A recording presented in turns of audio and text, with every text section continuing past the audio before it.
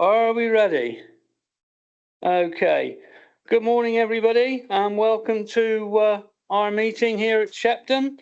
And so that's to the officers, the members, and the members of the public. And I'm sure you've gone through a bit of a struggle with the weather in some places.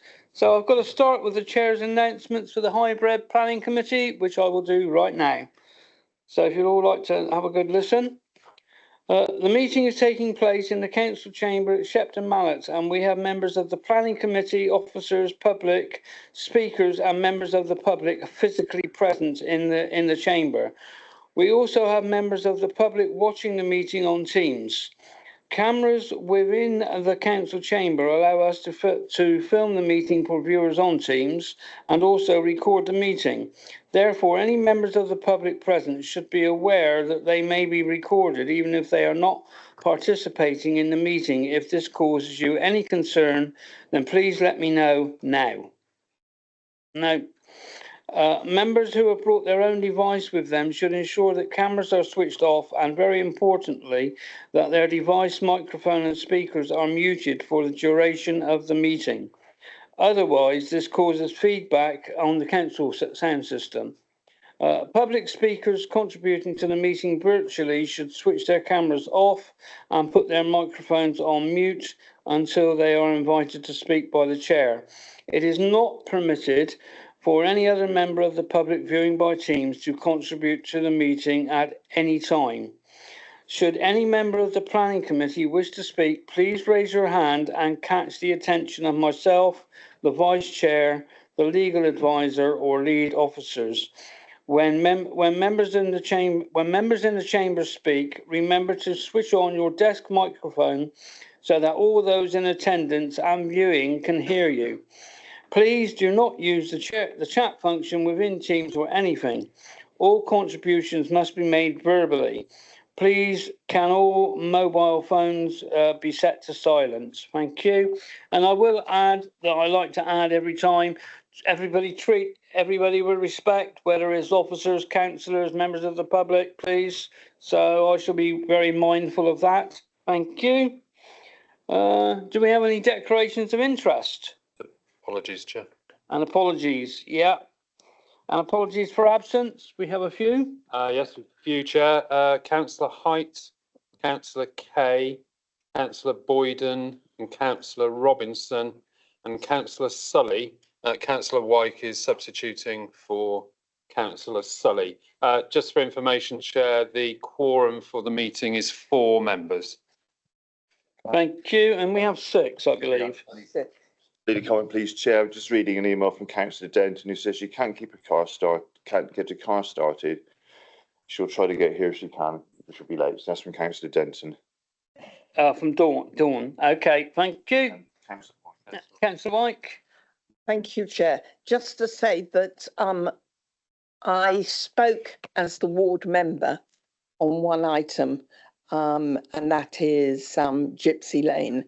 And as such, I will not participate in the discussion, although I am substituting as a committee member this morning on that particular item. Thank you, Ros. I think Martin's got that noted. Brilliant. So, any other declaration? Yeah, are there any other declarations from anyone? Yes, I'm going to declare for Glastonbury that I am not prejudiced and I will not vote either, so that nobody can say that I am. Okay. Thank you. Right, okay, so we're now moving on to public question time, which I don't believe there are any.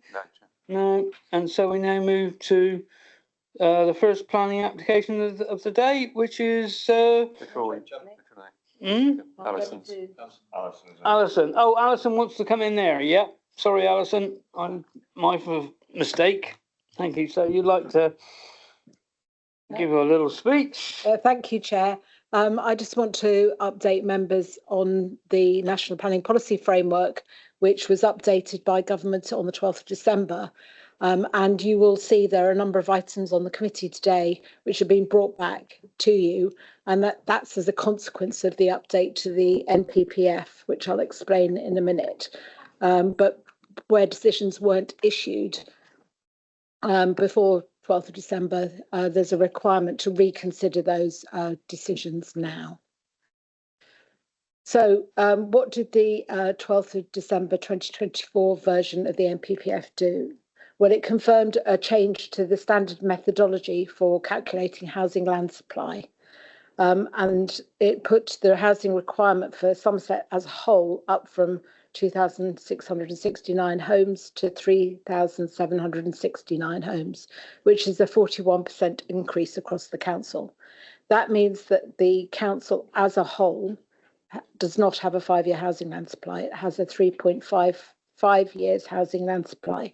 And that means the tilted balance in paragraph 11D, little 2, comes into effect. And so there is now a presumption in favour of sustainable development unless we can demonstrate clear reasons, strong reasons rather than clear reasons for refusing those applications. The government have emphasised that the change of wording is about strengthening the presumptions wording, i.e. the presumption in favour of development is stronger than it was before. And that's the full text of the new paragraph 11D, which we need to apply. So although it says that we need to provide a strong reason, it has added in that we can have particular regard to key policies for directing development to sustainable locations, securing well-designed places, providing affordable homes in combination. So the important bit is that it came into effect immediately as far as development management decisions were concerned. And we have been advised that all decisions that hadn't yet been issued by the 12th of December needed to be reviewed against the NPPF to see where there have been any changes in policy or circumstances which might affect the decision, be it refusals or approvals, and be it in relation to conditions. So that includes all those decisions which had a recommendation for approval, but which were awaiting a Section 106 agreement. The authority area, if considered as a whole, does not have a 5-year housing land supply, and again, changed to footnote 7. In terms of Planning East, the housing land supply is now only 2.2 years. And I think that's really important because case law has determined that the lack of a housing land supply is a material planning consideration. And if you have a significant shortfall, obviously that weighs in the balance in terms of inspectors' decisions and making approval grants. So just need to bear that in mind, and need to bear in mind also that officers negotiate good packages of infrastructure contributions as part of negotiations, which aren't always deemed necessary by an inspector.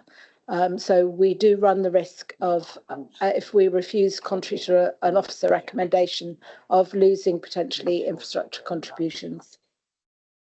The final slide, and I'll send these through to Democratic Services so they can go up, is just provides the links to all the relevant documentation and documents that have been published in relation to the update. And I think you'll find that the officer reports have identified the changes and also the changes to other elements of the NPPF, which I haven't gone into today. Thank you, Chair.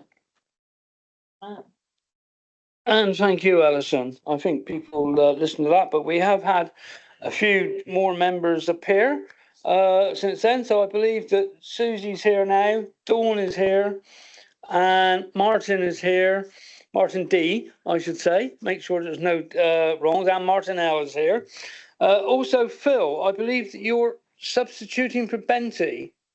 Well, that's okay. We're going to let that go today, but in the future, it has to be 24 hours before that we're notified.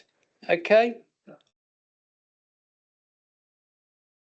Okay, we didn't find the one, but that's okay, because I believe there's been a change in Benty's things in the future, so we'll see.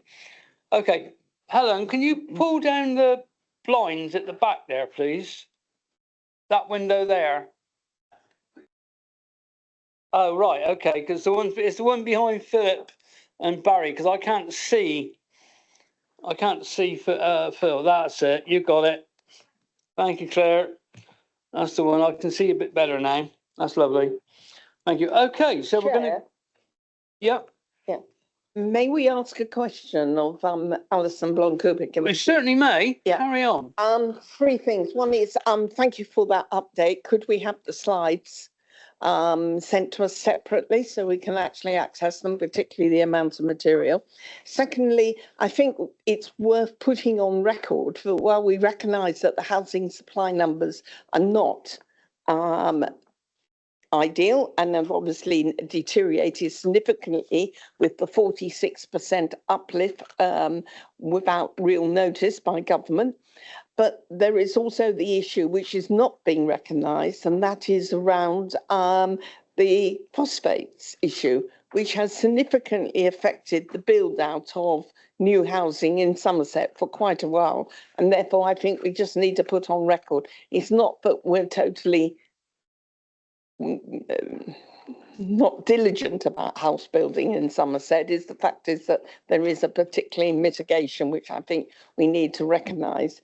And the third thing is, and the one which does concern me, is I understand why these two applications have come back to the committee, but I am very disappointed that we failed to inform the speakers on either of these applications. And therefore, I and probably others have had some fairly angry emails about that as well.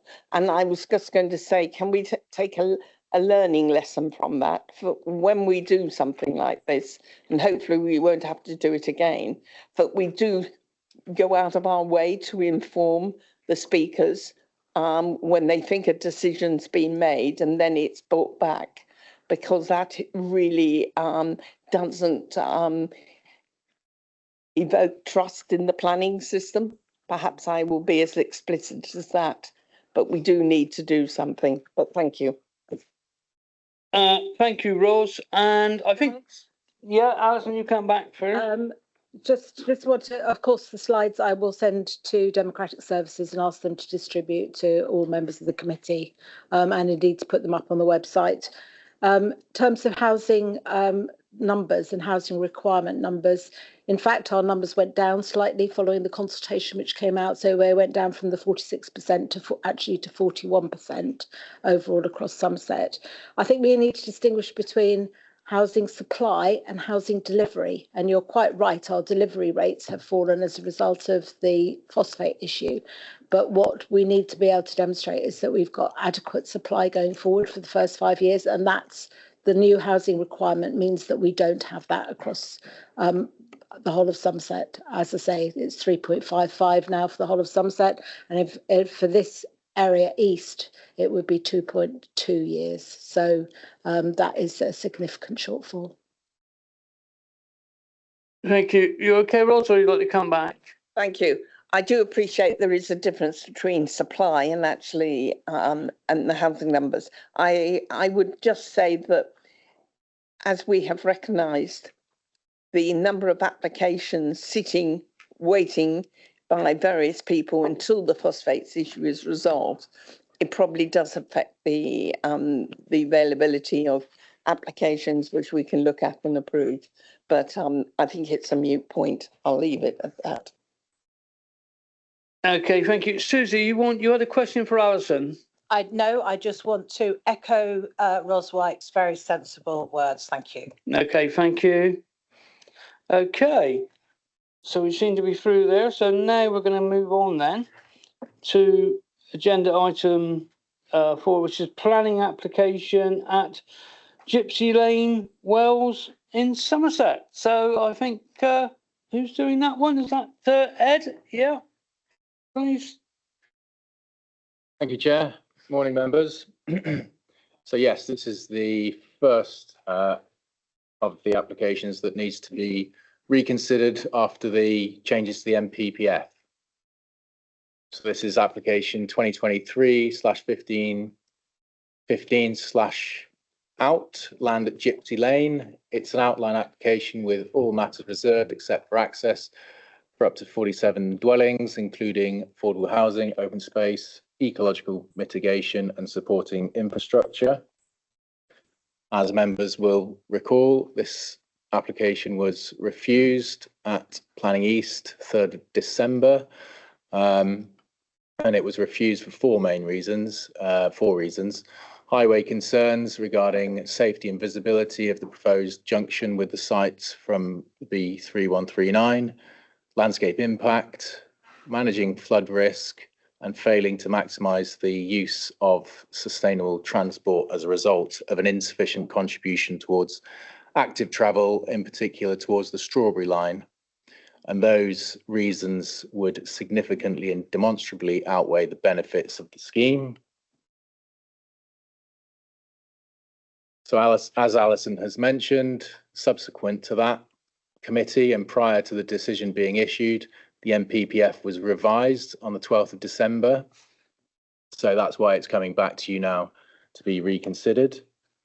So I'm just going to take you through the headline changes to the MPPF and how officers see those changes affecting the consideration of this application. And there are some main points really. And Alison's already touched on housing supply, and for the East area, that's reduced now from 3.67 years to 2.2 years. So that's obviously quite a big reduction in the amount of supply that we need. We need to have 5 years. We've only got 2.2 now. So in your consideration of this application, we're advising that greater weight now needs to be placed on the benefit of housing supply that this application brings. And in the planning balance, so we know that this application is one that needs to be decided in line with paragraph 11. And Alison's mentioned some of the changes in paragraph 11 of the MPPF. And what one of the changes does is it directs decision makers to have particular regard to key policies within the MPPF. So the government's trying to sort of add some additional emphasis on certain types of policies, and they relate to sustainable locations, making effective use of land, density sort of issues, securing well-designed places, so sort of design issues, and providing affordable homes. And there are, within the footnote below paragraph 11, new paragraph 11, specific policies within the MPPF that are referred to that need to be given, or that we need to have particular regard to, and those are paras 66, 84, 91, 129, and 139, and those make specific policy directions in relation to those points. And what officers have set out in the update report to you is, sorry, I haven't mentioned it, 110, 115 and 135 as well. Which of those we think affect this application and which don't. So officers are of the opinion that paragraph 66, 84, 91, 129 and 139 don't affect the consideration of this application, but that 110, 115 and 135 do affect it. And you need to take that into account in your consideration of this application now. So just going to go into those latter three in a little bit more detail now. So 110 says that greater weight should be placed on the site's location.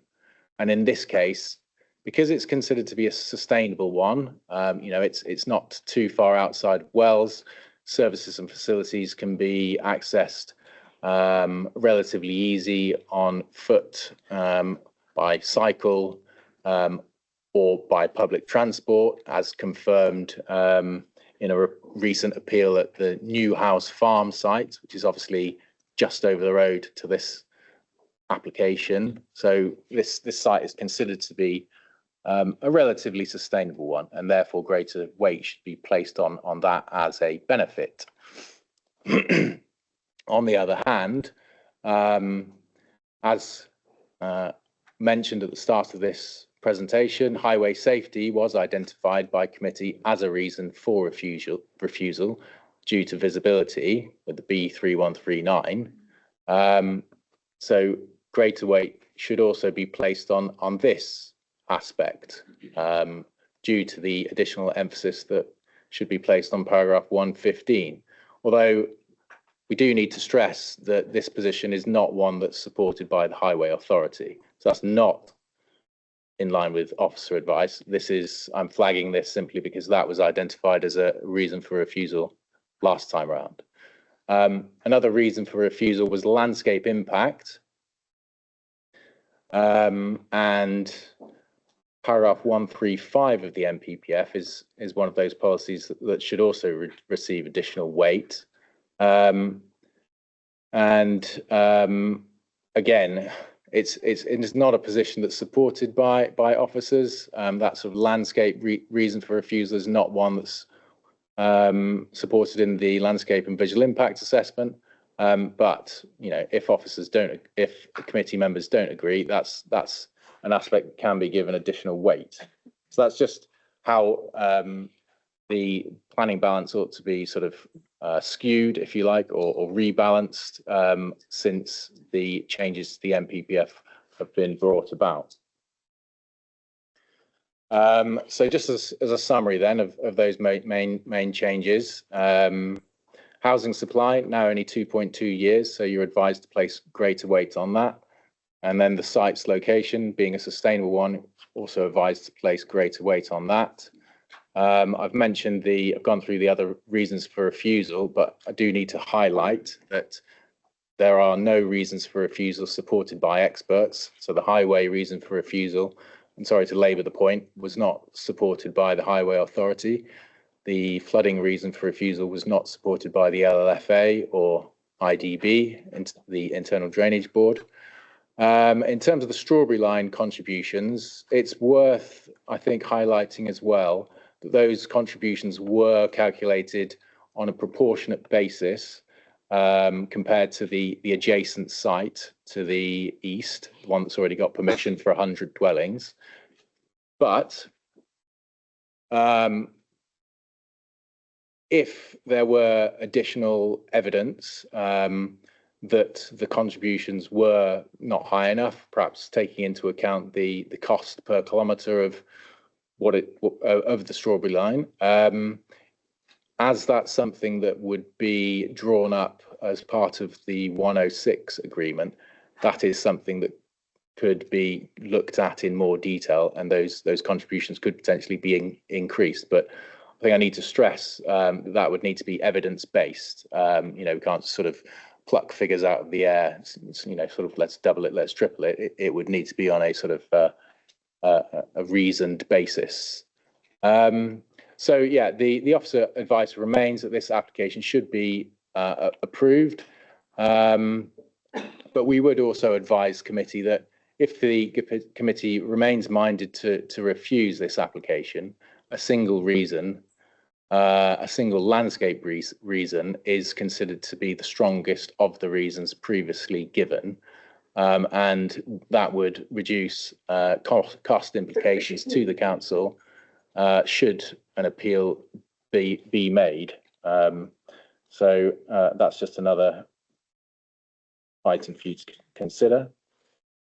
And that's the end of the presentation. Thank you very much. And thank you, Ed. So we're going to move on to, Martin, who wants to come in and have a little... Just very briefly, Chair. I know there's been questions raised as to why this application's come back, and also the second item on the agenda. Just to make it clear that when a refusal or indeed the grant of planning permission occurs, they need two things. One is a resolution of the committee, and secondly, the bit of paper going out the door saying refusal or approval.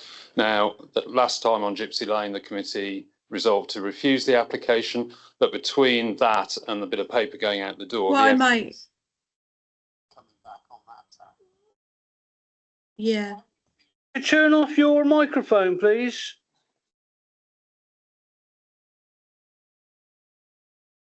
Okay. Okay. Right, you're off, Claire. Right. The NPPF was issued, the new NPPF was issued, and as you've heard from both Alison and Ed, that does have an impact on the planning balance for this application. So that is why officers had to bring the application back to committee for reconsideration of the application and your previous resolution to refuse in light of those changes. All members of the committee are able to debate and vote, other than I think Councillor Wyke, who's going to be speaking on it. So just as an explanation as to why this has come back. Thank you. Okay, thank you, Martin. I think that's clear to everybody, and I think that'll follow for both applications. Okay, so we'll now move on to the public speakers, and the first one is Mr. Ivor Tetley, please.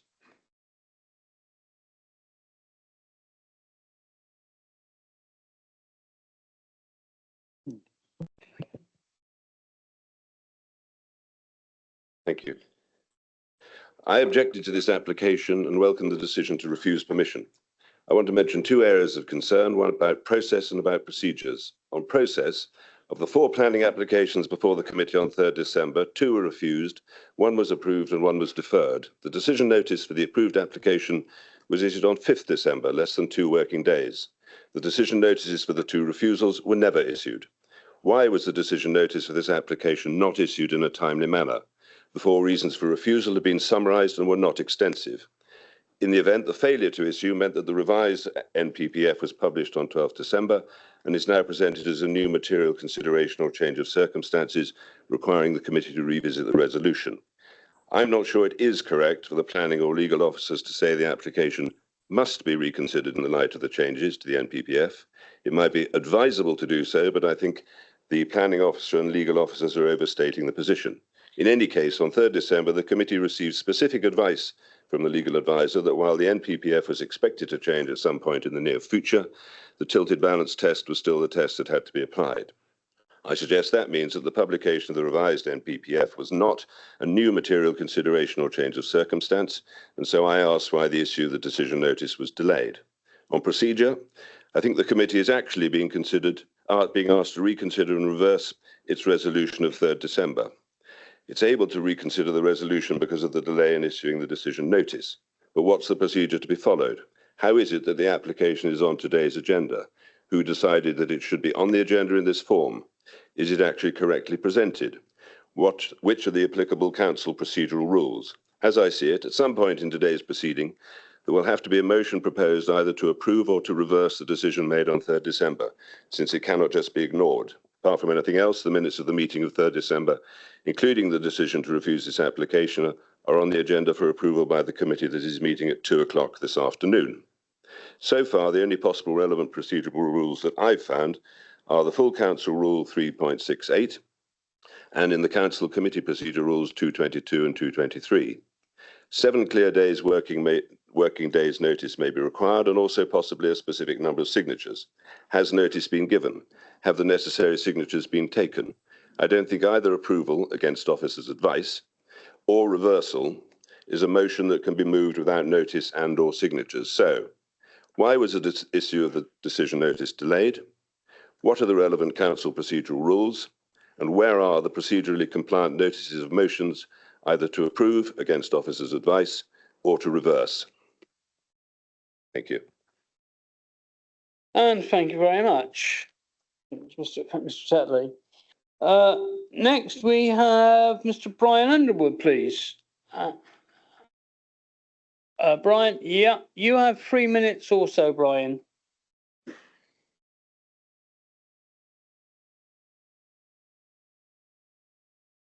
Well, good morning. I think it all seems to revolve around this piece of paper and the delay in it being issued. Having said that, I'll just go through my recitation. So this planning application was originally deferred, then refused by this committee.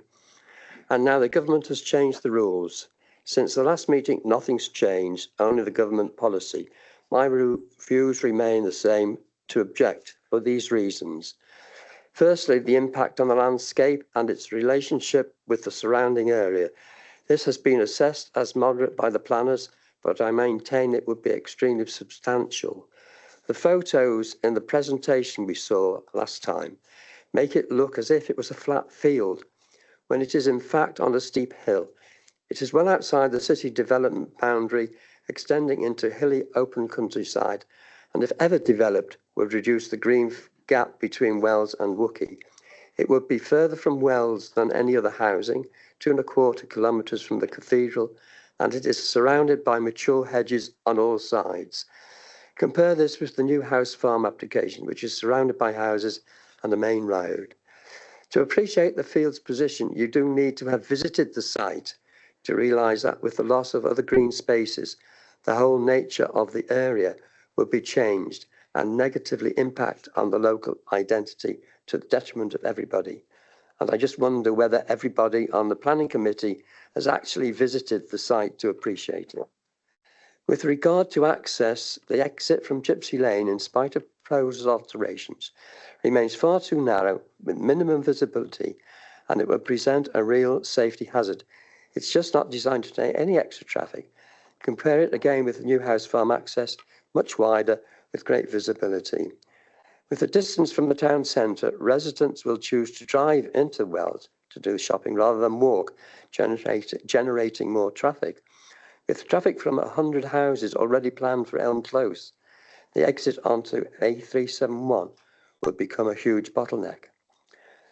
Regarding water issues, which has been discounted, but I think flooding recently down Gypsy Lane and down Burkett Lane has caused problems with water at Penny Batch, which would be more substantial if the field is built on.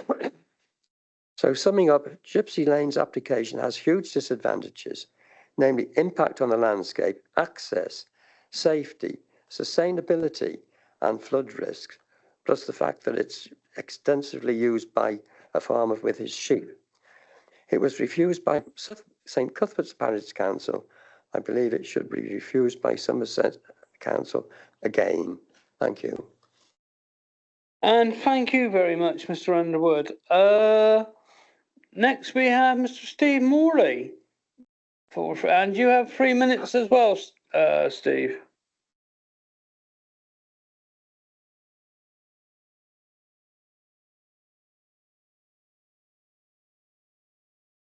Yeah, good morning and happy new year to you. So yeah, my name's Steve Morphy and I live in Gypsy Lane with my family. Further to the presentations and discussions at the last Somerset planning meeting on the 3rd, as we know, it was discussed and refused based on the points that have already been described by Ed in particular about the landscape, about safety, about access, flood risk and sustainability.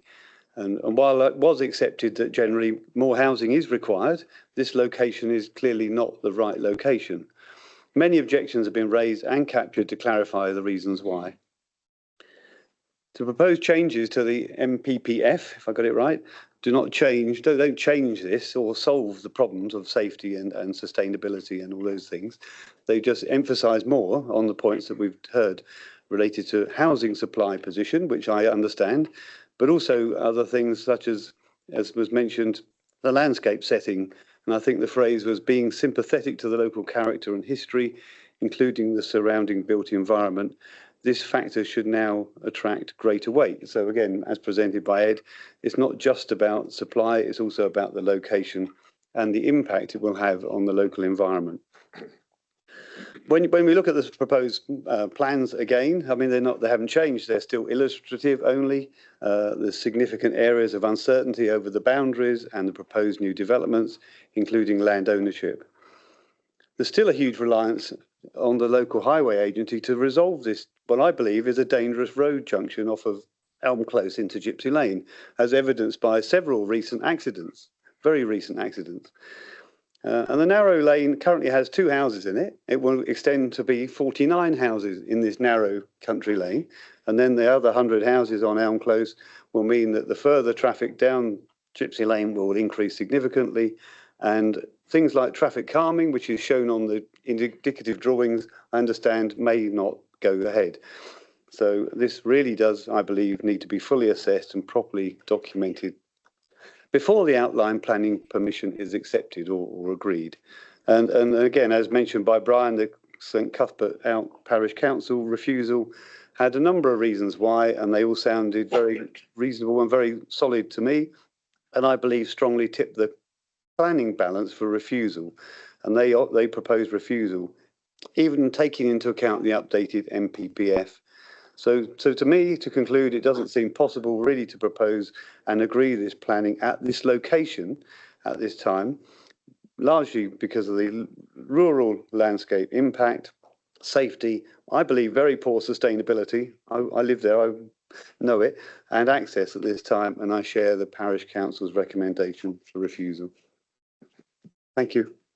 And thank you very much, Steve. Next, we're going to go on to the Parish Councillor, which is Jim. Councillor Jim Reeves, please.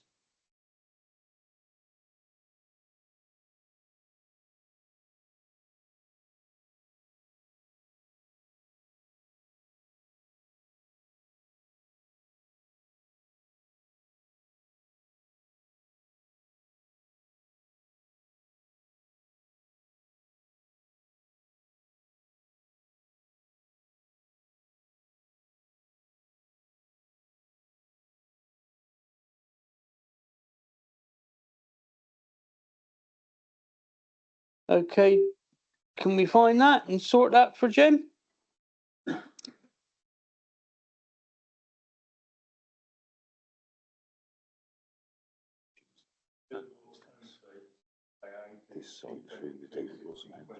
Yeah, hold on. Yeah. Okay, so you happy now, Jim?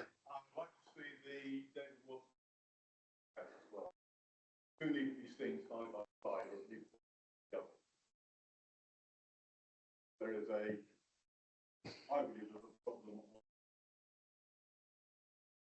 Yeah, I get what he's up to.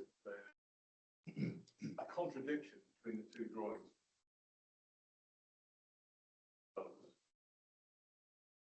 Okay, I think, Ed, you can take care of that, yeah? And then we'll start Councillor Jim's talking in a minute, when it's all ready.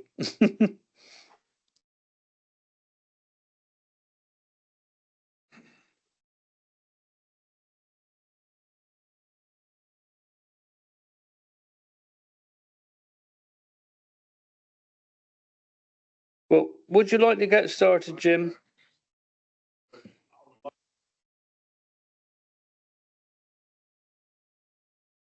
Okay.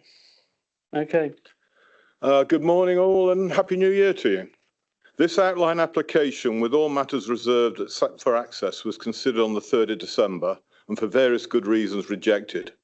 For unknown causes, the rejection was not issued before the new version of the MPPF was published. Fortunately, the new MPPF has enhanced the requirement for safe and suitable access to the site to be achieved for all users. It is believed that the proposal to divert Gypsy Lane into the development and then out again is not a safe and suitable option and will cause much local disruption whilst being delivered. I refer you to the 2 drawings, one which is up and the other one which I hope you'll see later. There is a subtle contradiction in these drawings.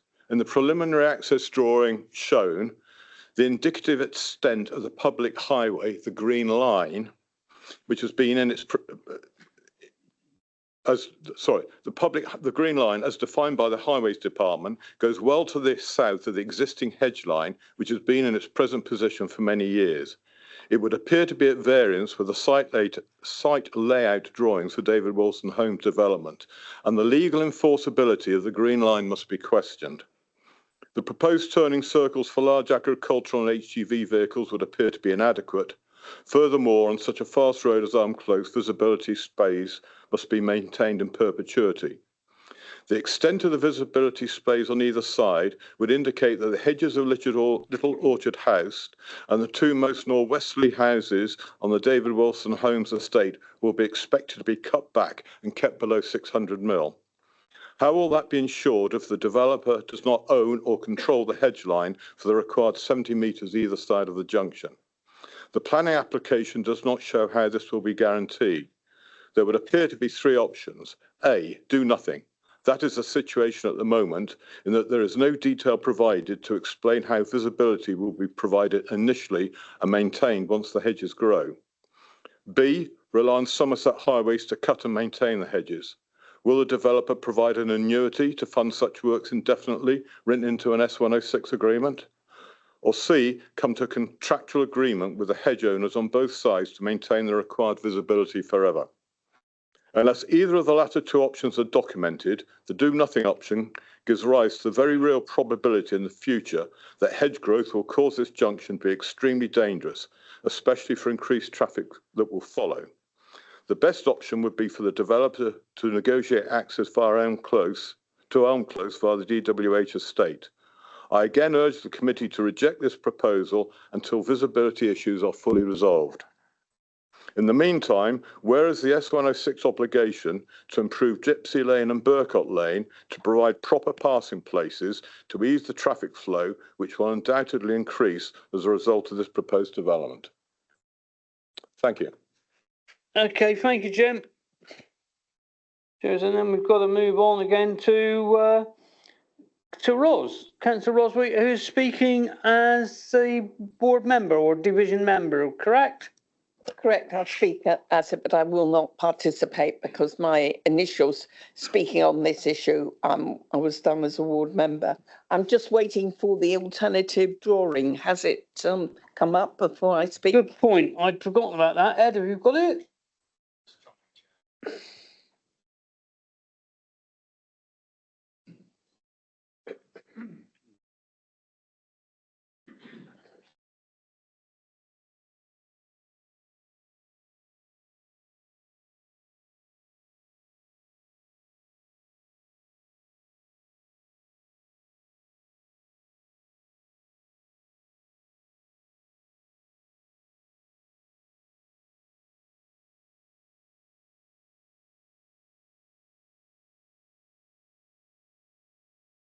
That's what I believe is, That's not the one I was that's a asking snip for. of the access string for the. The one I'd asked for is P22 1621 DE 606F, the site layout drawing, which shows the houses immediately to the right of that junction, backing onto the hedge.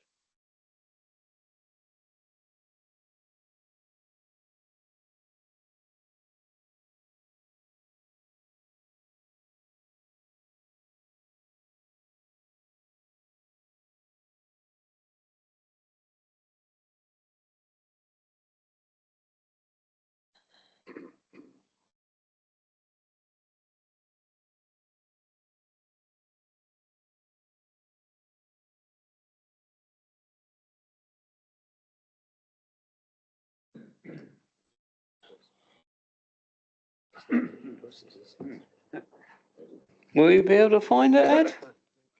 Or Simon? Yeah. Okay. Well, it was on the system yesterday.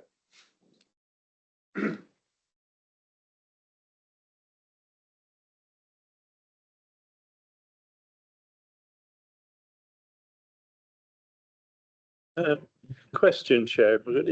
Is there anybody from the highways here today? Yeah. Oh, lovely. Yeah. So there seems to be a lot of questions for her.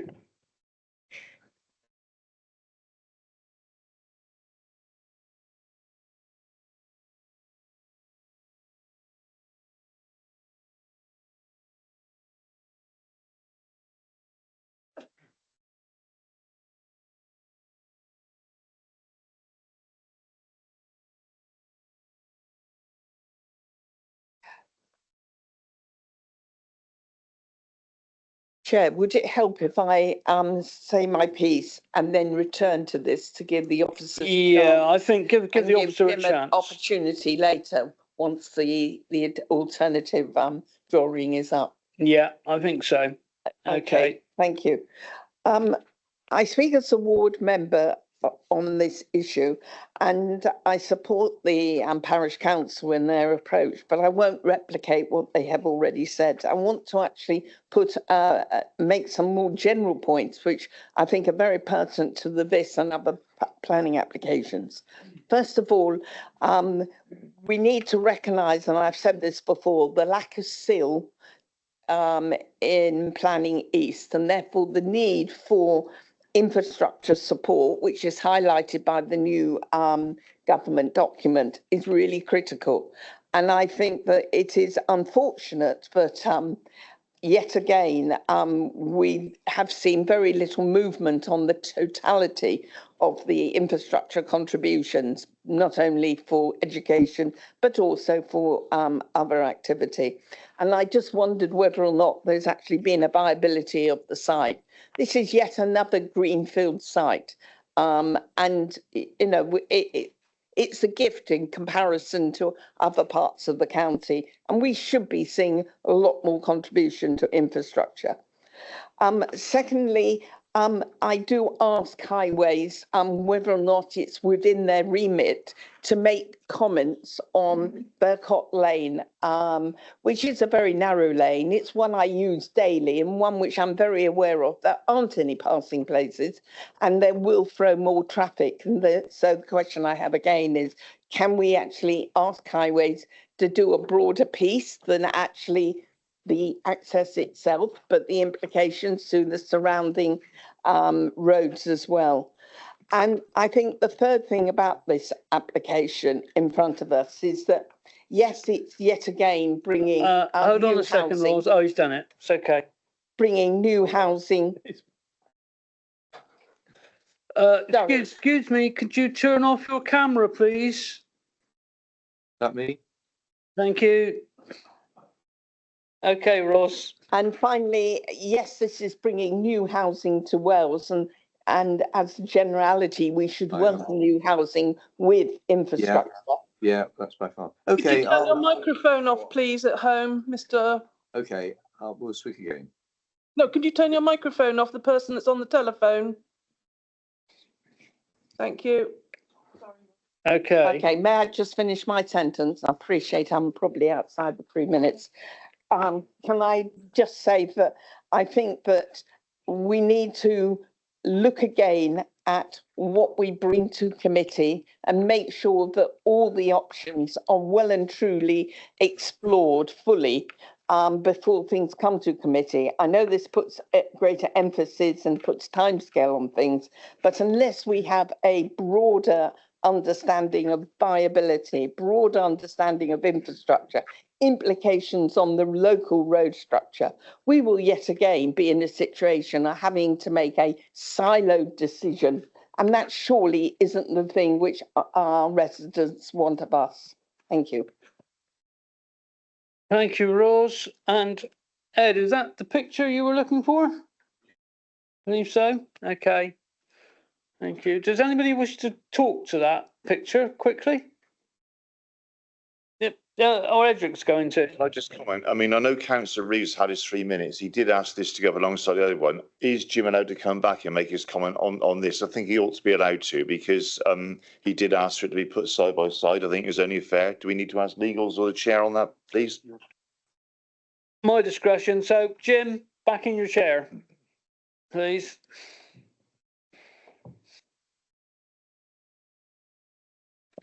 Thank you, Chair. You've seen the previous one, which belongs to the Gypsy Lane application. This is the one for the David Wilson Homes. And it all comes up to that sort of red circle and the little orange dot with the pointer in it. If you put the two side by side, it would appear that the new junction is going to be going into David Wilson Homes. And it all comes down to the thickness of a piece of line. But if you go back to the previous one, you'll see that that green line, which is the indicative extent of the highways, goes well to the south of the hedge.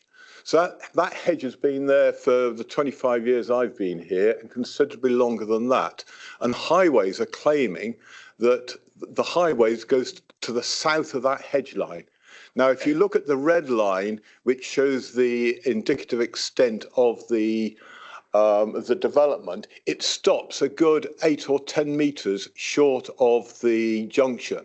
And the only way they can put that junction in is by going into the land which belongs to David Wilson Homes, which is just to the north of the Apex by the road and off to the right. So that's the problem about the junction. The second problem is the visibility space of 70 metres either side. Even if something were done about it and the hedges were cut down, what is to stop those hedges growing, and who is to cut those hedges back? Who's got the legal responsibility for it?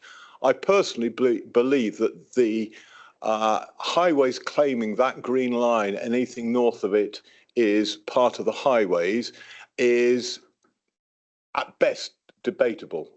I would say it's very legally contentious. And if I was the solicitor for David Wilson Homes, I'd probably be jumping up and down. Thank you. Okay, thank you, Jim, for your explanation. Thank you very much. Okay, next we're going to move on to the applicant Helen Ross, please.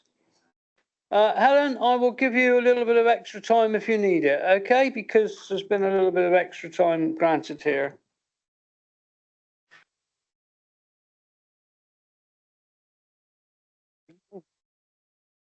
Hey, good morning, members. Thank you for providing the opportunity to speak today on behalf of LVA in support of the application at Gypsy Lane. This has been brought back to committee following the publication of the revised NPPF, which also updated the method for calculating housing need to reflect the urgent supply requirements in individual authority areas. Based on the revised calculations, the 5-year housing supply in Somerset East has reduced from 3.67 years to just 2.2 years. In this context, the delivery of 47 dwellings, including 40% affordable, is a very significant benefit in the planning balance. The proposed reasons put forward at the December committee related to junction visibility, flood risk, landscape and active travel contributions, all of which we consider have no evidential backing. Regarding drainage, the site is in flood zone 1 with a proposed surface water management strategy which would see water drain into a watercourse at greenfield runoff rates. Neither the LLFA or the IDB objected, and there is no contrary evidence to support deviating from this professional opinion. Regarding highways, the evidence has been agreed by the Council's technical officers to conclude no significant impact on highway safety and that a safe access can be achieved. Indeed, as highlighted at committee, the proposed access should serve as a significant benefit with enhanced junction visibility and pedestrian walkway enhancements, resulting in overall safety improvement. Previous concerns regarding land ownership have been addressed, and it has been evidenced that the access is deliverable and can achieve the suitable visibility within the applicant's land ownership and that of the highways.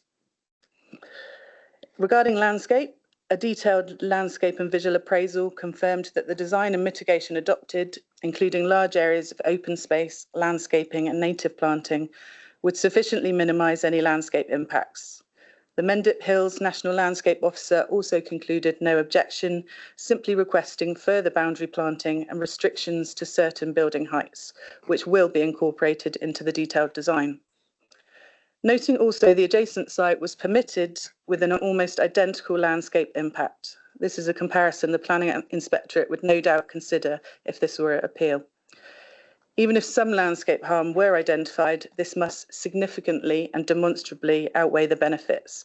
And it's hard to see how this could be the case, given the desperate need for affordable and open market housing.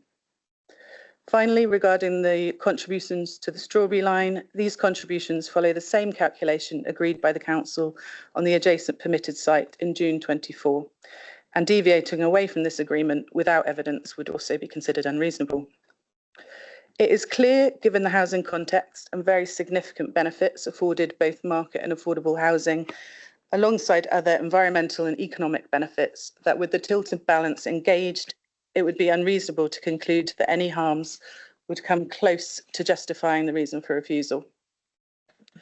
We are confident this proposal would deliver a high quality scheme adjacent to a principal settlement and location confirmed as sustainable, and we would therefore strongly hope members permit this scheme today in line with your officer's recommendations. Thank you very much. Okay, thank you, Helen. Martin would like to come in now first. Yes, Chair, just to respond to some of what was said in the public speakers speaking, and I think Ed may wish to come back as well on certain points. Just in relation to process, bringing the matter back to committee for reconsideration, I explained the rationale for that earlier. That is a matter that's delegated to the person to my right, the Chief Planning Officer, can bring matters back to committee under her delegated power, and the reference for the Speaker is part. Yeah, I think we're okay. It's a test. Is part I2 of the scheme of delegation for officers, paragraph 134, and 5 clear days was given for this agenda being published as we're required to do.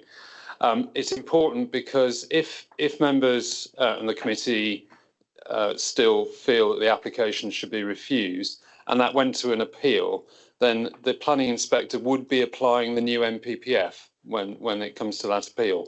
So it's important that the committee, consider the application in the light of that, because that's how it's going to be tested if it gets to appeal, if it's refused. You've heard from Ed the officer's analysis of the 4 reasons for refusal that were set out, and whereas officers feel that there aren't any reasons for refusal and are recommending approval, there may be scope to refuse it on landscape grounds.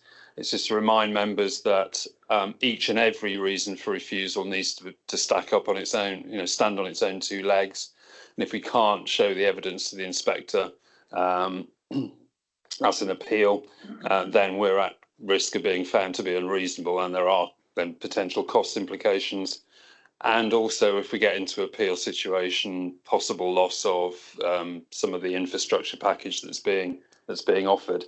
That's not to say that if it gets to an appeal, that other matters like highways and drainage can be raised by the parties to the inspector. But in terms of the local planning authority's case, as I said a number of times before in previous committees, you do need to be able to substantiate each and every reason for refusal. I don't know whether does Ed want to through you, Chair? Ed, you going to come back in? Thank you, Chair. Just a general point on land ownership. It's essentially not a planning matter.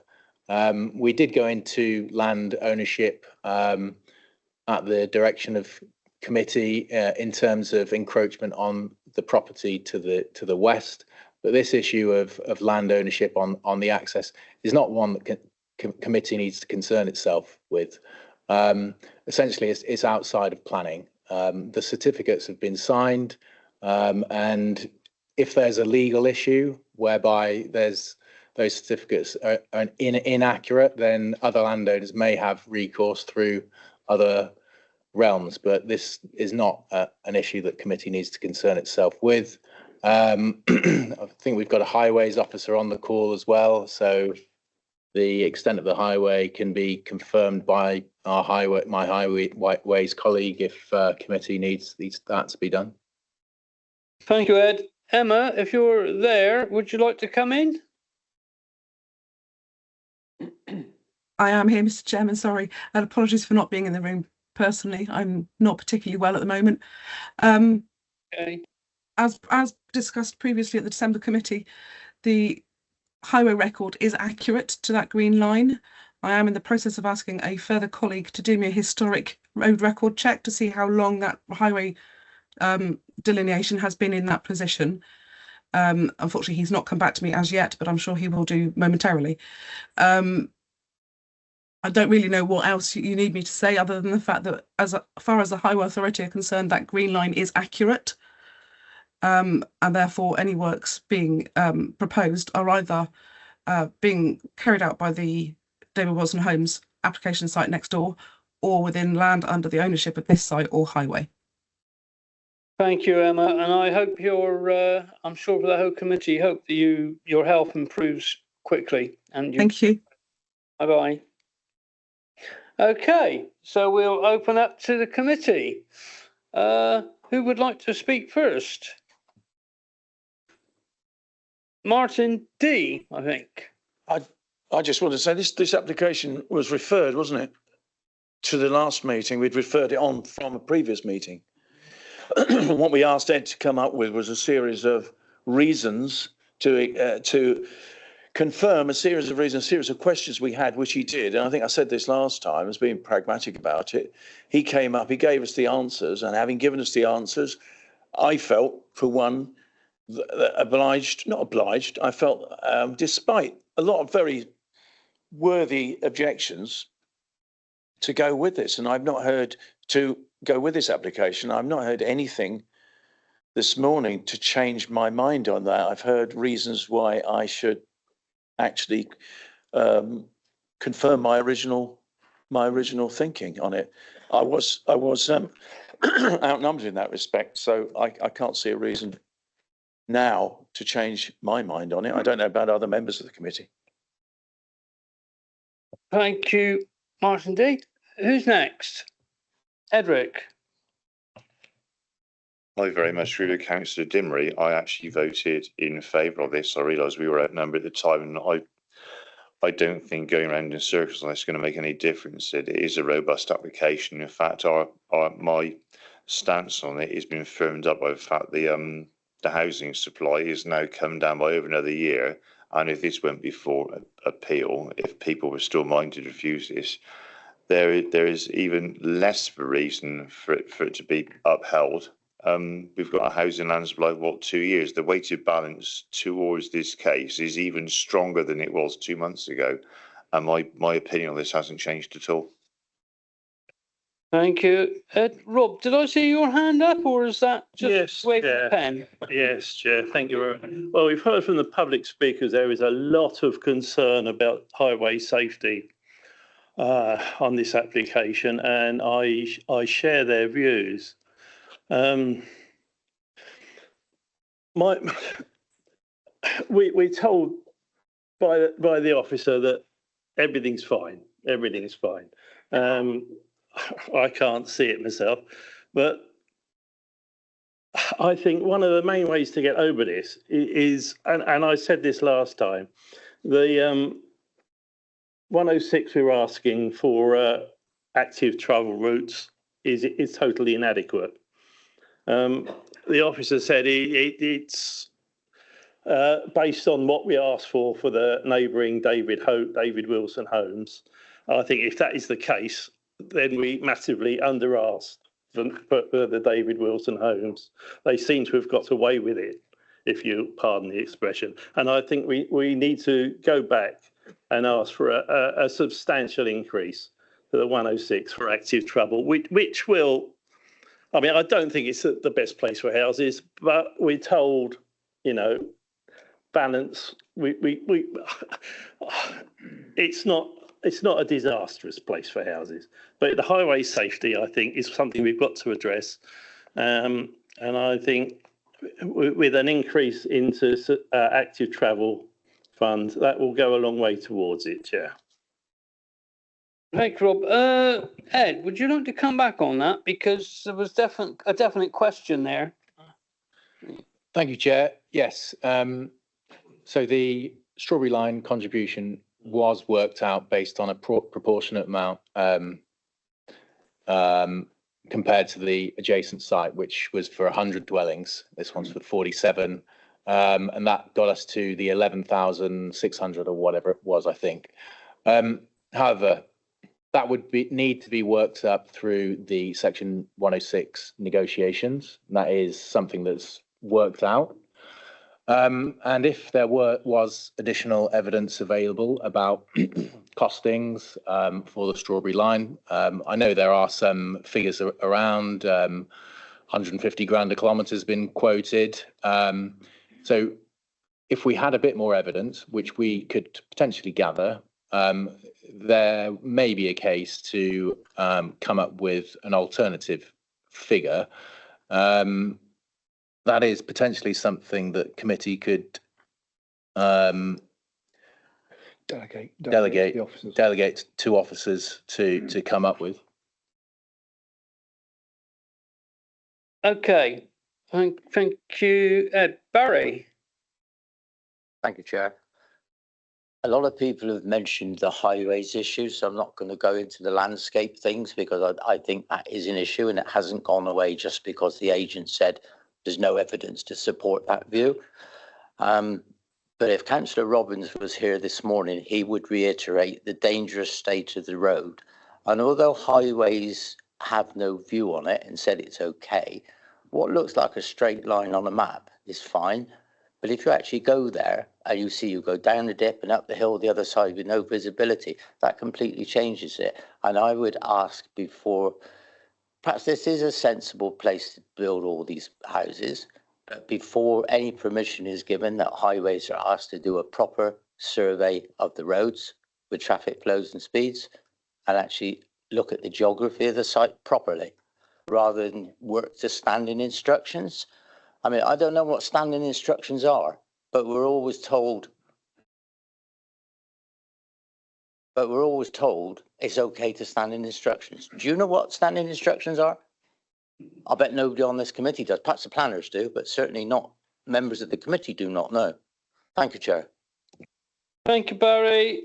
Emma, I'm afraid we're going to have to get you back from your sick bed. That's okay. That's why I'm here, but that's why I'm here rather than there. This application wasn't referred to standing advice. This application did receive a full response from us from day one. Site visits have been carried out. We have sat in that existing Gypsy Lane access. We have looked at the geometry and the inclines, etc., etc.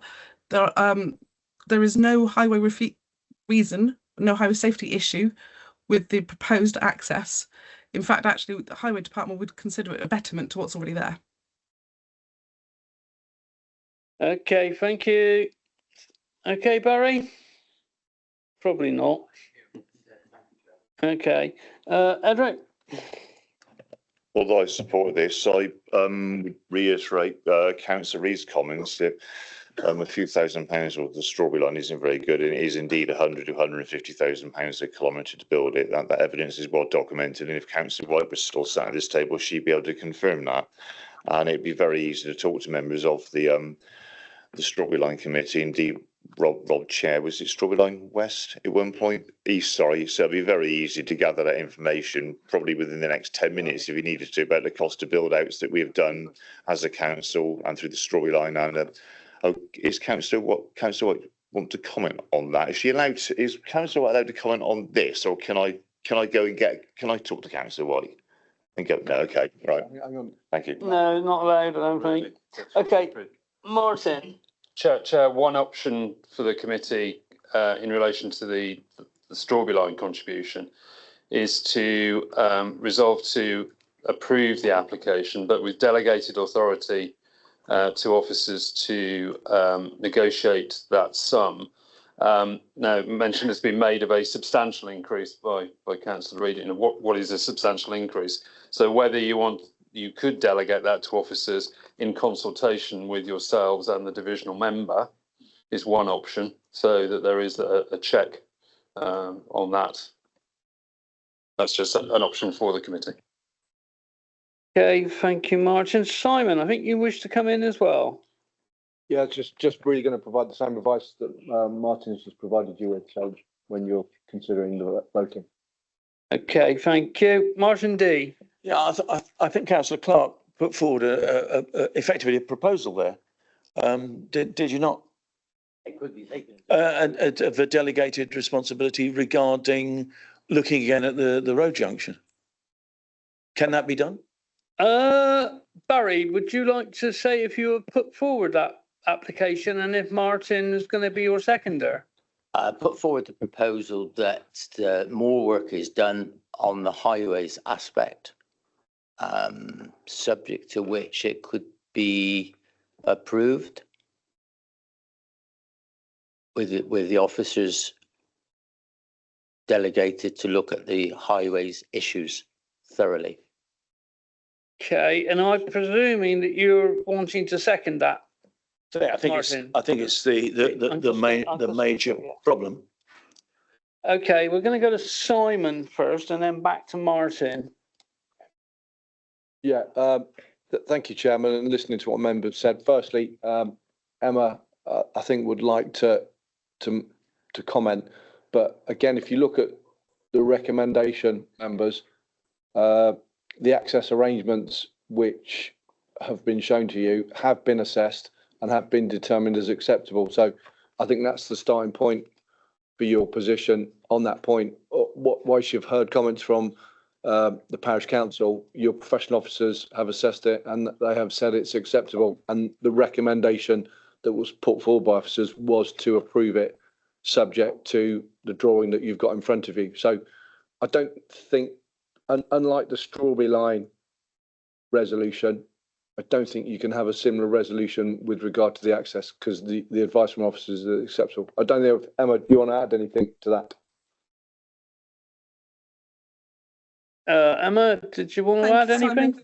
Thank you, Simon. Thank you, Chair. Yeah, I purely to add that the proposal as put in front of you on revision G has been through a safety audit internally and is considered to be safe. And equally, I have also now received the historic road record. If anybody would like me to forward it on to them, if they can give somebody their contact details, I'll do that.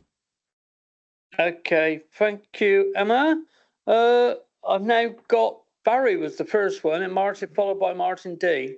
Thank you, Chair. Thank you, Chair. I withdraw that proposal. You withdraw. Okay. Martin, you happy with that? I accept that, but did we ever answer the question about who's in charge of maintaining that hedge? Which the concern is that that's going to overgrow and block the view. That's did we get an answer on that? I'm not sure if we did actually. Simon?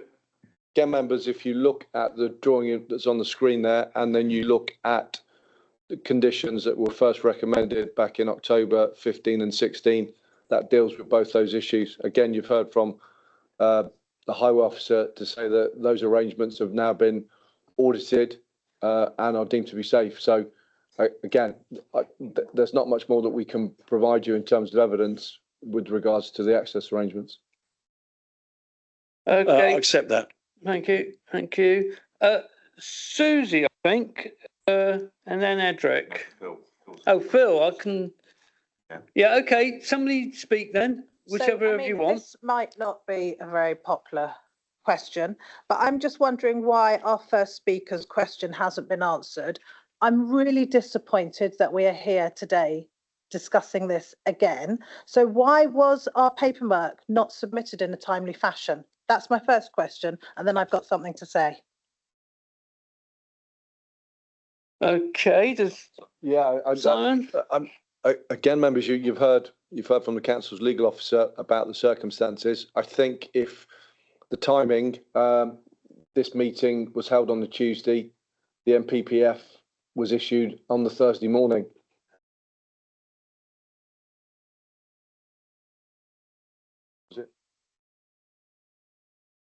Thanks for clarification on that. Procedurally, after you have made a decision, obviously the process is that the minutes, the decision sheets issued, the minutes of the meeting are issued, and again, procedurally, we won't issue the decision until that process has been completed. But I think to some extent, whilst I can understand your frustrations, Councillor Hart, and I can understand the frustrations of the parish council and the members, you are still entitled to refuse the application for the reasons that you stated at that meeting. So it doesn't change that. No, if no, you think I the reasons understand that. strong. I just think it's very disappointing that we managed to submit some paperwork, but not the two that are before us today. And, you know, I just don't think we can gloss over that and pretend it's not a fact. So that's that. Further, I feel that we are more than aware of the lack of housing supply. I don't think there's anyone in this room that doesn't get it. We all get it, and it's repeated to us over and over and over and over again in case we don't get it. But we do all get it, okay? So that's that one. Other than that, the reviews to these policy changes are such that we should now be giving greater weight to location, landscape impact and highway safety. And I think the thing that we should be looking at here is landscape impact, because I don't see, with what I've heard, why, in fact, I would be less inclined to vote than I did last time. In fact, I'd be more inclined to vote the same way that I did last time, given these new policy updates. So, I mean, I don't know, but that's just the way I see it. Thank you, Susie. Alison would like to come in. Yes, just a comment on what you've just said about the land supply. I think the crucial fact is that it's reduced from 3.6 to 2.2. That is a material planning consideration that any inspector will take into account and will give more weight to the lack of supply than if we had 3.67. So that's why it's a material consideration. And so they will give more weight to that. However, we also have to give more weight to highways issues and landscape impact. So we're looking at both of these, not just the one that you guys seem very keen to try and push at us. We understand, we know there's a problem. And in fact, that problem has not been caused by the people around this table. That problem has been historically caused by this Mendip area. So, you know, you can't whip us for the errors of the past. Okay, thank you, Susie. Who's next? Dawn? No, Phil. Thank you, Chair. Councillor Hart has stolen all my thunder, really. Because first question I had was, why was the decision not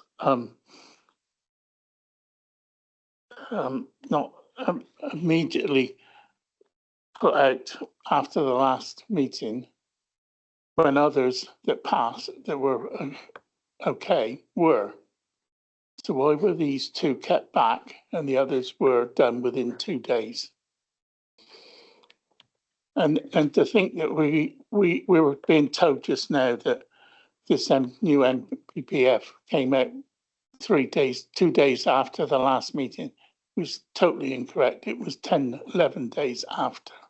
And then you had to have time to digest it because it came out, you didn't understand it straight away. It took a little while to sort out. So why were these two not determined when they should have been determined? That's my first question.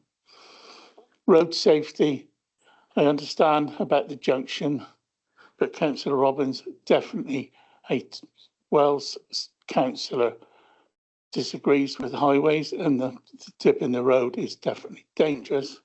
The numbers going out onto that junction are going to increase a lot, but that's fine. But we've not talked about the rest of the lane, down the other end of the lane. There's no passing points, it's narrow. Just because you're going to build these houses doesn't mean to say everybody's going to come out of that junction and turn left up to the main road. A lot will turn right and go down a narrow lane. Nobody's looked at that at all. And going on to the supply, the land supply, half of Mendip can't have houses because of phosphate. Half of Somerset can't have houses because of phosphate. Yet we've been given this new figure to deal with on a very small area. So is this new figure going to mean the northeast of Mendip or the northeast side of Mendip are going to get double whammy of houses? We were already getting double whammy before this PPP. I think we should reject this and send a letter back to the government saying this is impossible in this area. So I propose that we refuse this application. Seconded. grounds. Yeah, you need the grounds for, Phil, you're going to need your grounds, your reasons. Yeah. An unfair situation to states. Okay. They're not material. No, they're not strong enough. Landscaping impact, highway safety, other than the junction, and the fact that we just cannot do what the government is saying because of the phosphates.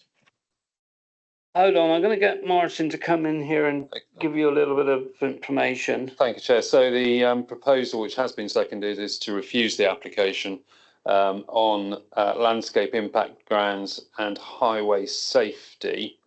In terms of the phosphate issue, I'd really advise not going down that route. I understand members' concerns, but you've got to tailor your reasons for refusal to this particular application rather than I understand your point, Councillor Hamm, entirely, but in terms of reasons for refusal for this application, landscape, you've heard from Ed about the officer's views on that. Highway safety, again, has been mentioned a number of times. That reason for refusal is not supported by your highway officer. Therefore, if this matter goes to committee, we would be at risk on that reason for refusal because we don't have the technical evidence to support it. Yes, so even if we might win an appeal on, say, on the landscape ground, and we're unable to support the highway safety ground in terms of evidence, then potentially there's still, we could be found to be unreasonable just on that ground. So, other than that, Chair, that's the proposal. Okay, thank you. I've got two more people who wish to speak, and then I'm going to bring it to an end, and we're going to be having a vote. Phil, you can speak one more time. You can come back. I just want to come back on the phosphates issue because what Martin has just said means that any application in the north and east of Mendip will have to be passed. Therefore, why are we sat here most of the time? Bye. I think Alison's going to answer that one. In relation to the phosphate issue, it depends on whether or not the site has got a phosphate solution as to whether or not it will be approved or not. Across the county, we now have phosphate solutions. There are credits available and applicants can purchase those to provide the appropriate mitigation. So generally, that is not any longer a reason for refusal across the whole of the county. Thank you for your answer, Alison. Okay, I've got two more people I'm going to call on, and then that's it. We're going to a vote. Edric first. Yeah, in regards to highways, I think a couple of weeks or a few weeks ago, Councillor Reeves said to me, and I think Jim would back me up on this, we've got access issues here. Why do they not talk to David Wilson Homes? Is that what we said about that, Jim, and go through one site? Now, we've had this on other sites. We were told about Selwood Garden Village for a multiple site that is better to approve all in one go because you can get the design access statement out better in relation to roads. And also then Councillor K 18 months ago so did some work around Little Keyford with the small site is there, but access from one estate through to another. If we're going to keep having one estate of 80 houses follow one estate of 60 houses or whatever, doesn't it make more sense as the call for sites come forward for our team here, these guys and the girls over there, to talk to developers about saying, well, you want to build there and they want to build there. Can we cut down on multiple accesses within a few hundred yards of each other, if that onto roads, and go through from one estate to another? I think there needs to be more joined up thinking on how smaller estates are accessed as we get forced in some way to build more. Thank you. Thanks, Ed. Yeah. Rob, you needed to say something else before we go to a vote? Thank you, Chair. Well, I totally agree with Philip about the phosphate situation, and we really ought to make the government aware of the situation we're in. But I understand they say we can't, it doesn't relate to this application. So I'm going to reluctantly support the application. With my proviso earlier on that we delegate to the officers with for a substantial increase in the 106, delegate it to the officers, to yourself, Chair, as Chair of this meeting, and Councillor White as the ward member. So if everybody agrees, that would be good. That would be my proposal, Chair. Right, so that's a proposal. I need a seconder, which I've got with Edric. Okay. Can I come in? Yeah, Martin, you come in. Right, just to be clear, the proposal made by Councillor Ham, seconded by Councillor Hart, is to refuse the application. That is the proposal that we need to vote on. If that proposal is carried, and that's the end of the debate, the decision is made. If that proposal falls, does not have enough votes, then we can move to Councillor Reid's proposal, but only after the vote on the proposal to refuse the application.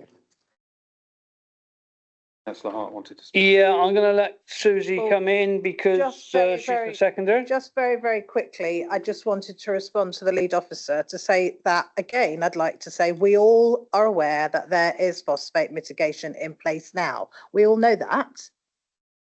But that doesn't mean that we aren't saddled with a historic problem. And so I agree with Councillor Ham, I agree with Councillor Reid, I agree pretty much, I'm sure everyone in this room would say the same thing. We have to make some kind of communication because this whole thing needs to be assessed in a different way. This is like Ofsteding a pupil referral unit in the same way that you Ofsted your standard secondary school over there. It doesn't make sense. And, you know, the tilted balance that we're now in doesn't make sense. Us being forced, having our hand forced all the time that we must let things go through because we've got a lack of housing, because of the historic problems, doesn't make sense. And at the very least, we have to try and start some kind of communication. And I don't know how that happens, but I'm hoping that someone in this room does. Okay, thank you for that. Right, so we're gonna move to a vote now then, Susie. So, Phil, it's yours. Would you like to say again so everybody knows what we're voting on? Martin? Well, Chair, if I summarise, and Councillor Ham can correct me if I'm wrong, I think now we are down to 2 reasons for refusal, one on landscape impact and one on highway safety. Is that correct?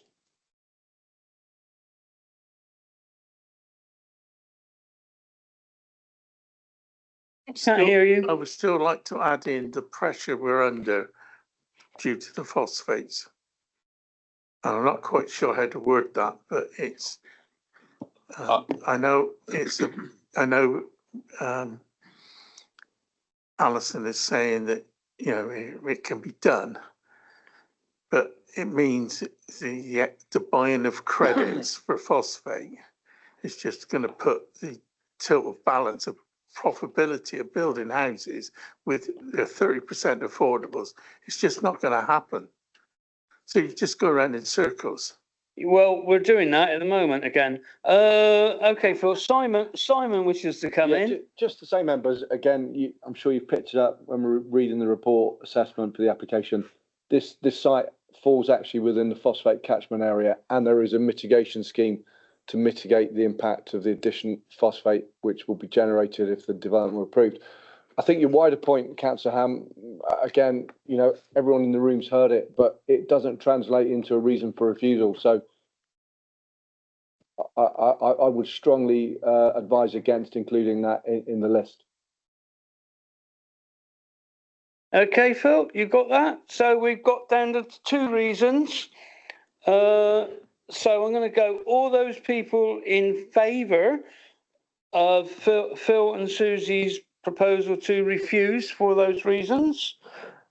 Please put your hand now. Or all those against? 2, 3, 5. 5. So that one failed. Okay. Right, now we go to, I'm sorry, Mr. Member of the Public, you can't speak. Okay. Yeah, so read.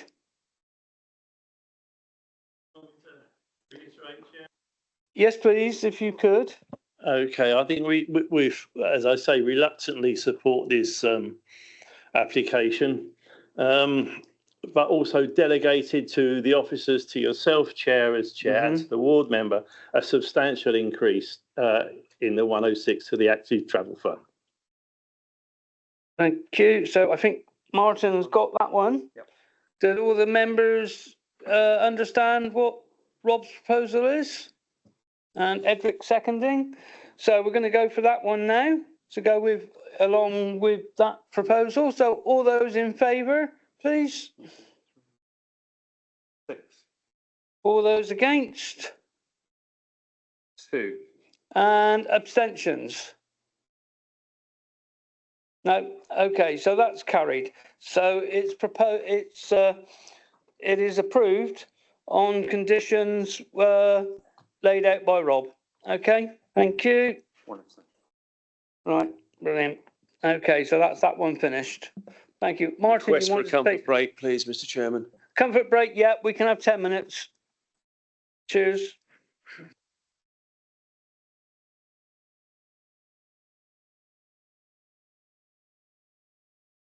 Can I call people back to the table, please?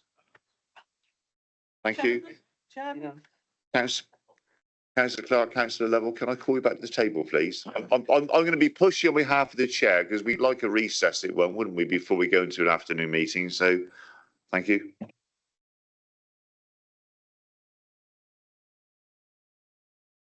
Okay, chop chop, and let's get on with it, really, because I'm agreeing with my vice chair here. We do need to be a bit smartish now, and we've taken quite a long time over that one. So we're going to move on straight away. We're all got our seats. Barry, get your seat. Okay, thank you. Right, we're moving on to item 5, which is in Glastonbury, which I am declaring not an interest, but I'm not predetermined, but I will not be voting. There are reasons why. And so that's it. And I won't say anything. I will only answer a question if anybody has anything about the area to ask me. Okay. Thank you. Let's move on. Ed. Thank you, Chairman. Yes, so as members will be aware, this application has also been considered previously. This application is 2024/1051/out, land at Pear Tree Farm, Cullen Farm Road, Glastonbury. It's an outline application with some matters reserved for up to 24 dwelling houses with details of access provided. And this application was refused also at 3rd of December committee for the following reason. The development site is located outside of the development limit and would result in a cumulative change to the general character of the area, adversely affecting the significance of the nationally important heritage asset at Glastonbury Tor, which is St Michael's Church Tower, which is a scheduled monument and a Grade 1 listed building, list entry number 1345/1475, through development in its setting. A long reason for refusal. Again, the MPPF was revised on the 12th of December prior to the decision being issued, hence this item coming back to committee to be reconsidered. So the relevant change to the MPPF for this one is a bit different to the previous item. Paragraph 11 is split into two parts. You've got 11DI and 11D 2I. And because this application was refused based on the impact or harm to a designated heritage asset, that is within a category in the MPPF of policies which have special protections, if you like. And And one of the changes made on the 12th of December in the MPPF was to change a word in 11DI from clear to strong. So the MPPF now reads, where there are no relevant development plan policies or the policies which are most important for determining the application are out of date, permission should be granted unless the application of the policies in this framework, and in this instance we're talking about heritage assets, that protect areas or assets of particular importance, provides a strong reason for refusing the application. So previously the word was clear. So what the government has done has raised the bar a bit. So now we need to demonstrate a strong reason for refusal in relation to designated heritage assets, rather than just a clear one. So essentially last time committee confirmed there was a clear reason for refusing this application for heritage reasons. Committee now needs to confirm whether it meets that higher bar of strong rather than clear. Officer advises that bar is higher because while strong and clear could in some instances mean the same thing, we think that the government has bothered to change this, and therefore there must be a clear intention that they're trying to raise the bar a bit. So essentially, if committee does consider the impact on that heritage asset, St Michael's Church Tower provides a strong reason for refusal, then the application can be refused on that basis. And unlike with the previous application, we don't really need to go into the further detail in terms of the other amendments to the MPPF. The change in housing supply is still relevant, but if there is a strong reason for refusal, that would essentially trump the housing supply issue. So if there isn't a strong reason for refusal, the housing supply does become more important, and that means that the tilted balance would be engaged as well. And as we heard last time, there's now only a 2.2 year supply versus previously the 3.67. So committee is would be advised to place greater weight on housing supply. And then in terms of those other key policies that we went through last time, in this instance, paragraphs 110 and 115 are considered relevant. And again, they relate to sustainable transport, because this site is essentially considered to be in a sustainable location adjacent to a principal settlement, and essentially an extension to a very recently completed housing development. Oh, sorry, I've just clicked something on.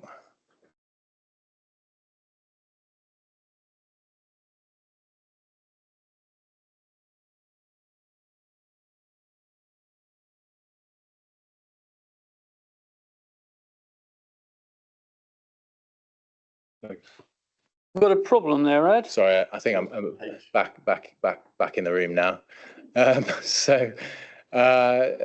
Summary of the advice to committee is that if the impact on the significance of St Michael's Church Tower is considered to provide a strong reason for refusal, the application could be refused on that basis. If not, a bit more of a thorough assessment needs to be done, and key considerations should be housing supply, which is now only 2.2 years, the location of the site, which is sustainable, and again, there are no reasons for refusal supported by experts. So officer advice remains that this application should be approved. But as I say, if committee remains of the view that there is a heritage reason for refusal, and that is a strong reason, then the application could be refused on that basis. Thank you very much. Okay, thanks, Ed. We're in a bit of a speedy mode here, so we're going to straight on. We've only got the parish councillors, so first we'll have LB. Lokabandu, please.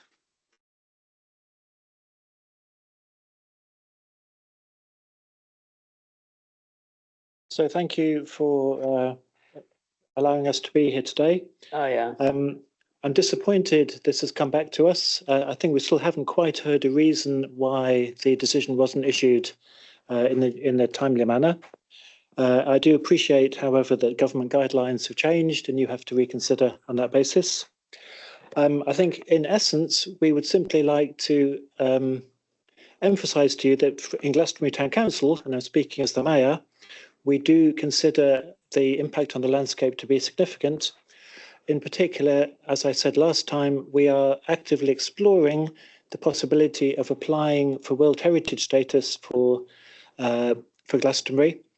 And we are currently in dialogue with our consultants as to what specific characteristics we would be nominating for inscription as a World Heritage Site. They're considering that. It'll certainly be the Tor, it'll certainly be the Abbey, but they are actively considering the entire landscape in that the myths and legends of Glastonbury permeate the whole landscape rather than a couple of particular ruins. So we would like to resist any further intrusion on the landscape by this development or other developments. We do appreciate that Somerset has a very limited supply of housing, only 2.2 years, but in Glastonbury we've been actively working on our neighbourhood plan, which we're going to referendum at some point this year, once it's gone through scrutiny. And in that we have identified, we believe, a 5-year supply of housing sites, possible housing sites in Glastonbury, which we see as our contribution to Somerset's wider problem. I think that's all I need to say, and I respect the pressures you're under, and thank you for listening today. Thanks very much, Albie. I think, Mike, I think you're going to speak as well. Yeah, is the microphone on? Yeah. Yeah, thank you. Is it good afternoon now? Good afternoon, everybody. Thank you for the opportunity, Nick, to just speak. Just wanted to reiterate what our Mayor has been saying about the neighbourhood plan, which will be in place around about May time, our exploration of World Heritage Site status, the important the landscape aspect of the Tor in particular, and I would also like to point out the material considerations in that approval would create a precedent, meaning that it would be difficult to object to similar proposals. This is, you know, we've got to stop this development creep at some point, and that is a material consideration which I would like everybody to take note and possibly repeat. And also the other material consideration that prevents this sort of thing from happening is the cumulative impact of the development when considered alongside other development will have an adverse impact on the area. Now, those two material considerations cover development creep legally, verbatim, should be repeated in any situation where development creep is feared. Other than that, I'm very disappointed that it's come again. I'm very disappointed that the notification of the decision wasn't made before the 12th of December, and I really wonder why. As possible, I'd like that to be answered, because we want to be seen to be regular with our proceedings at Somerset. The other thing that I'm disappointed is about with the decision and the procedure is that if we are to discuss this again and consider it again, then why hasn't the previous decision been annulled? Has it ever been communicated to the public and published? If not, why not? Certainly it should have been communicated well before the 12th of December. Was the wording of the NPPF that came out on the 12th of December anticipated? If so, there's been a government leak. It all just doesn't taste very nice. I'd like answers to these questions to be raised. But other than that, I respect that you are all in a very difficult position, and I would recommend that you refuse this application for the reasons previously mentioned and considered at the last meeting on the 3rd of December. Thank you very much. Okay, thank you, Mike. And I think your comments have been taken on board at some stage. Maybe something will come through to you. Cheers, thank you. I'm looking here now. I think we've got Matt. Mr. Williams, please. Matt, you have 3 minutes, okay? Thank you, Chair. Just in case I cough. Good afternoon, everyone. Happy New Year. Thank you for the opportunity to speak. You will note from Mr. Winter's report that the council's housing land supply position has significantly deteriorated, obviously been discussed at length, due to new housing government policy. The new housing requirements are mandatory, and the situation will therefore only improve by granting permission for significantly more housing on greenfield land beyond the development limits, even though it will be unpopular. Your officers will confirm this as a matter of fact and not my opinion. This committee previously resolved to refuse the application on grounds of heritage and landscape impacts significantly and demonstrably outweighing the benefits. This was despite Mr. Winter's report confirming that 2 different conservation officers and 2 different landscape architects appointed by the council to provide expert professional advice confirmed no objection. I would therefore respectfully suggest that this committee cannot reasonably conclude that there are strong heritage and landscape reasons, for refusal, which is now the relevant test.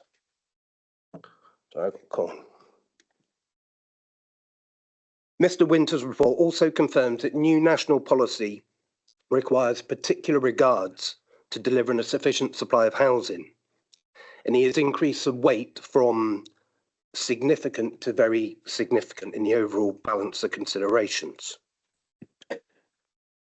You are not duty bound to follow the advice of your professional officers. However, the council does have a duty to present clear expert evidence at appeal to substantiate reasons, and Mr. Winter's report confirms that you do not have the expert evidence. The council must significantly increase the supply of housing land, and opportunities do not come better than this, to extend a recently built housing estate approved by the council on the edge of a principal settlement without encroaching into the Glastonbury Tor special landscape feature area and without objections from professional consultees. We therefore sincerely hope you will agree with Mr. Winter's recommendation given the recent changes to national policy. My client is a developer with a track record of building out houses quickly to a very high standard. There is no neighbourhood plan, and to pick up an earlier comment by councillors Wyke, Hart and Ham, we have an agreed solution to the phosphate issue. It is not impossible. It's not an absolute constraint to development. Just like the previous application, there are solutions. So that cannot be an excuse to not grant permission. Thank you very much for your time. Okay, thank you, Matt. Excuse me. Do any of the officers wish to say anything at the moment? No? And okay, so we'll just pile on. All I would say is that I hope people taking notice of both what officers and the members of the public have said, the councillors. Okay, so let's move on. And who's going to open the debate, please? Dawn. Thank you very much. I think I echo what the parish councillors and others have said about the fact that this is with us again. I am also disappointed that obviously the decision didn't come out in time, and whether it was intentional or not, it looks intentional. It's the optics of it. Let's hold back so that when the NPPF comes out, we can add this to our numbers. That's what it looks like. Whether that's the case or not is what the optics are. And I think that is a very disappointing thing, not only for us sitting around this table, but also for the general public. A few things on this application is, although the historic environment assessment states on page 88, number 41, that the proposed development could have no effect on the setting of this asset. On page 44, it said would be some harm. And I believe that any impact on heritage, whether it's in the report says low, and that it won't outweigh the public benefit, that it does have an impact on us. I know this is probably not a very popular view, but if you remove a tree, you can plant another one. But if you put something in the way of heritage, then you are having an impact forever. And that is a consideration that I feel quite strongly about and will continue to refuse this application. There's also a slight disagreement between the Conservation Officer and the Historic Environment Assessment, and that's enough for me as well to consider the urban creep that people have mentioned already, and is a justification for me, simply because it sets a precedent. And we're already using the fact that on page 90, the landscape consultant said that this area is already affected by other developments that have influenced this area. And it's adjacent to the site, but I'm not sure that that's acceptable, because this one will now be used as an excuse for the next one and the next one and the next one. So ultimately, I'm going to stick with what I voted last time, because I feel quite passionately about the Tor. And I also think that the marketing material for this development will mention the Tor as an opportunity to buy and to live there. And if it's good enough for them to do the marketing because of the Tor, then it's good enough for us to say no, because the Tor clearly has an impact on this development. Thank you, Dawn. I say we're not repeating what we've said or people aren't going to repeat what they've said in previous meetings. Edric. Thank you, Chair. I agree, my stance hasn't changed at all, and I don't think anything's changed. If anything, going on the latest guidelines, our decision to refuse based on the effect of the heritage asset of Greywood listed monument has been confirmed and firmed up. So I'd like to propose we go through an early motion to refuse this, based the same as we did last time, for exactly the same reasons. So I'd be looking for a seconder. I'll second. And I believe you have a seconder with Dawn. Okay. Excuse me. Right. Anybody else wish to make a comment? Martin, D. Yeah, I mean, at the risk of repeating myself, I do see the arguments against this, but we considered this once. We referred it to another committee meeting.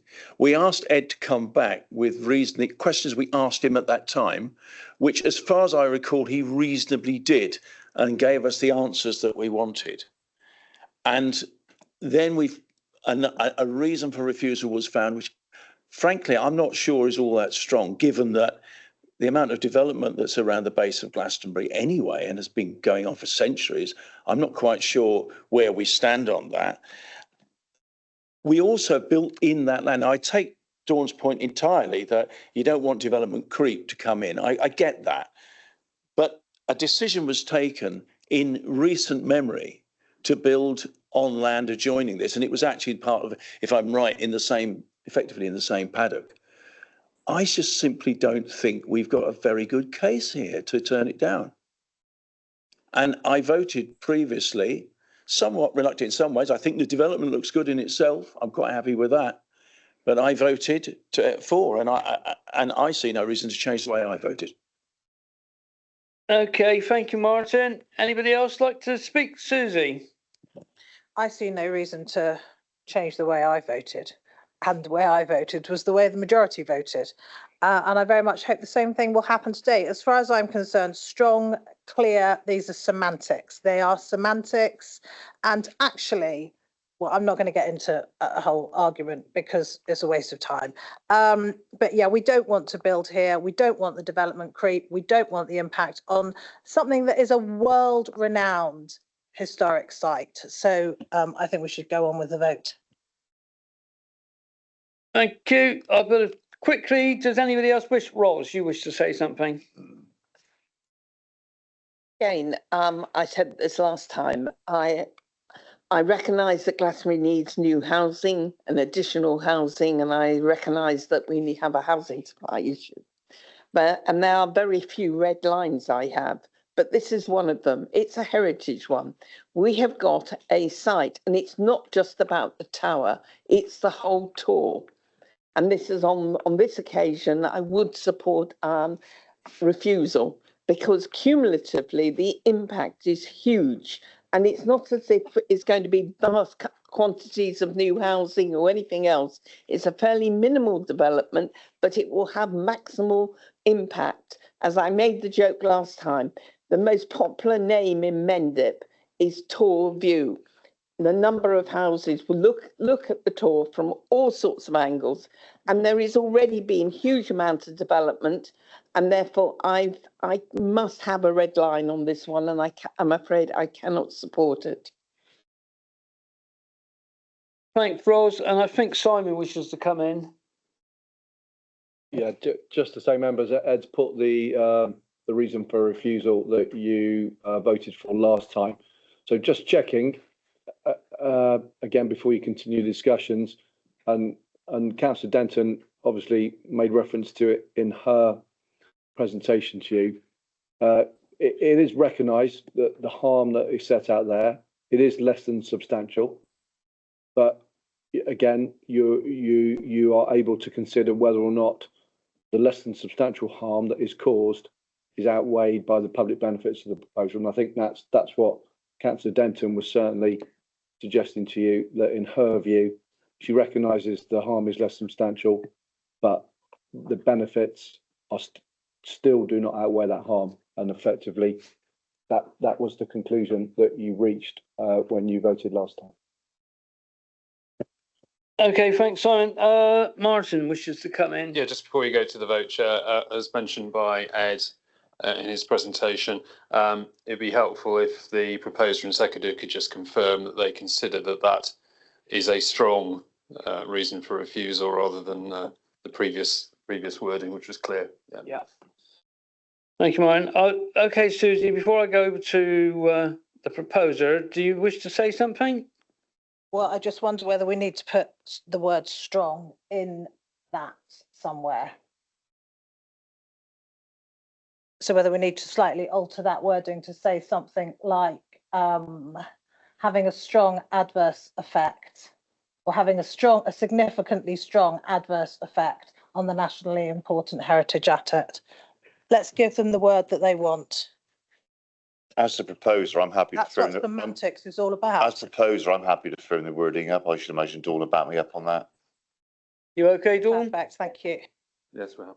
Okay, all right then. So I see if nobody else has anything to say. I think we might as well just go straight to the vote and see what happens. Okay, as I've already assured you, I'm not voting on this particular one because of various reasons. Who would like to support the idea for refusal? 2. 5, that's 5. And all those against? 3. 3. Any abstentions? Yeah. Myself and Rob. Yes.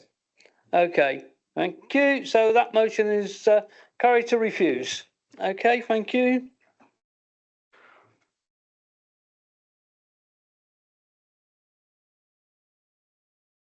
Okay, we're going to move on to agenda item 6, land at Stone Easton, and this one is from Jennifer.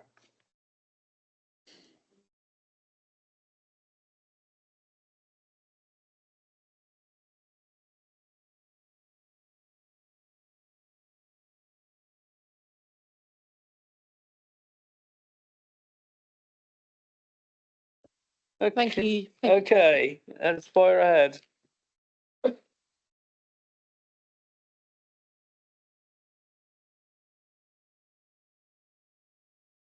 I'm just going to get the presentation up.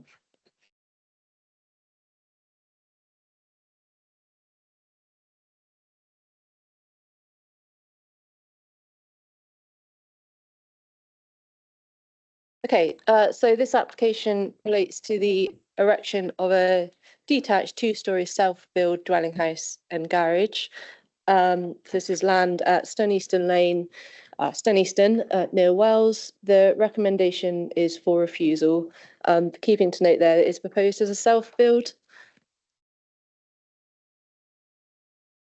So the application site is within a cluster of former agricultural buildings now converted to dwellings on a site known as Chewton Fields, but it is departed from the main nearby villages. So to the bottom left corner, you can see the red line, that's Chewton Mendip, and then Stone Easton is off to the right. So a closer view of the site, the actual proposed site itself is that green area of land just to the east of the existing dwellings.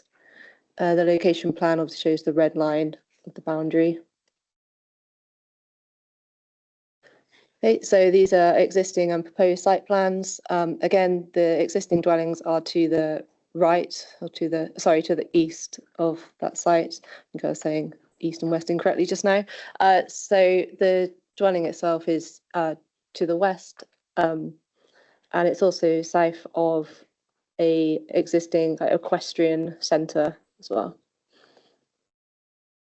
So the floor plans are the proposed, so it's a 2-storey dwelling, detached garage, 3 bedrooms, fairly simple design.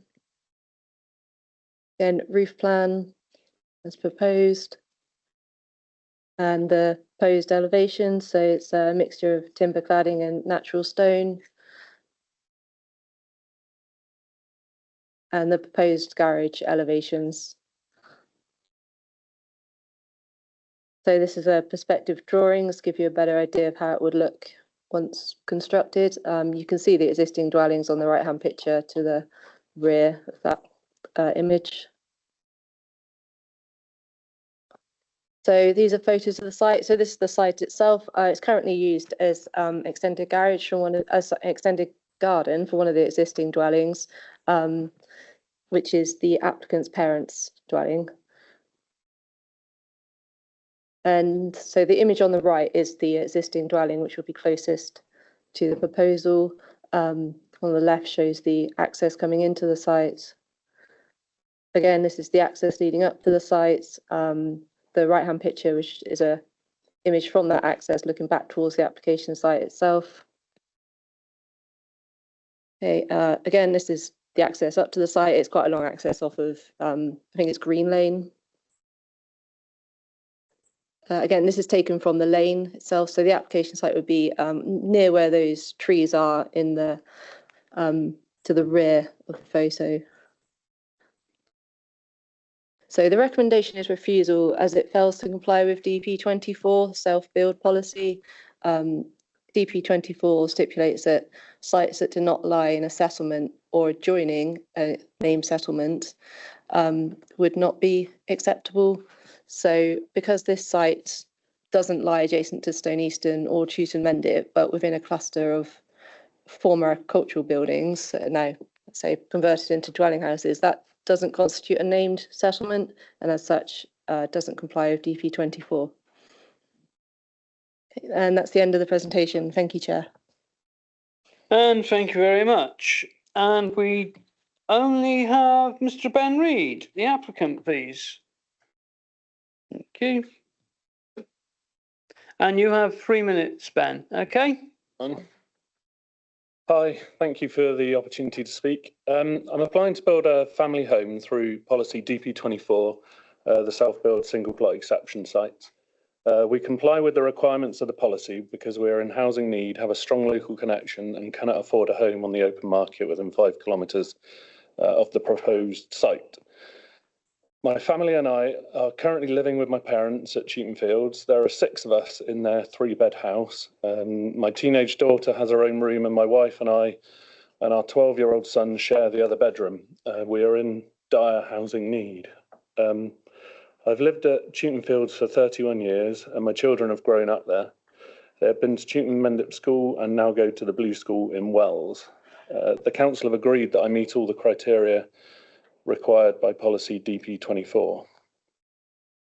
I want to provide my family with a home next to my parents to support them into their old age. My parents cared for my grandparents, helping them to live independent lives in their own home well into their 90s. I desperately want to be able to do the same for my own parents.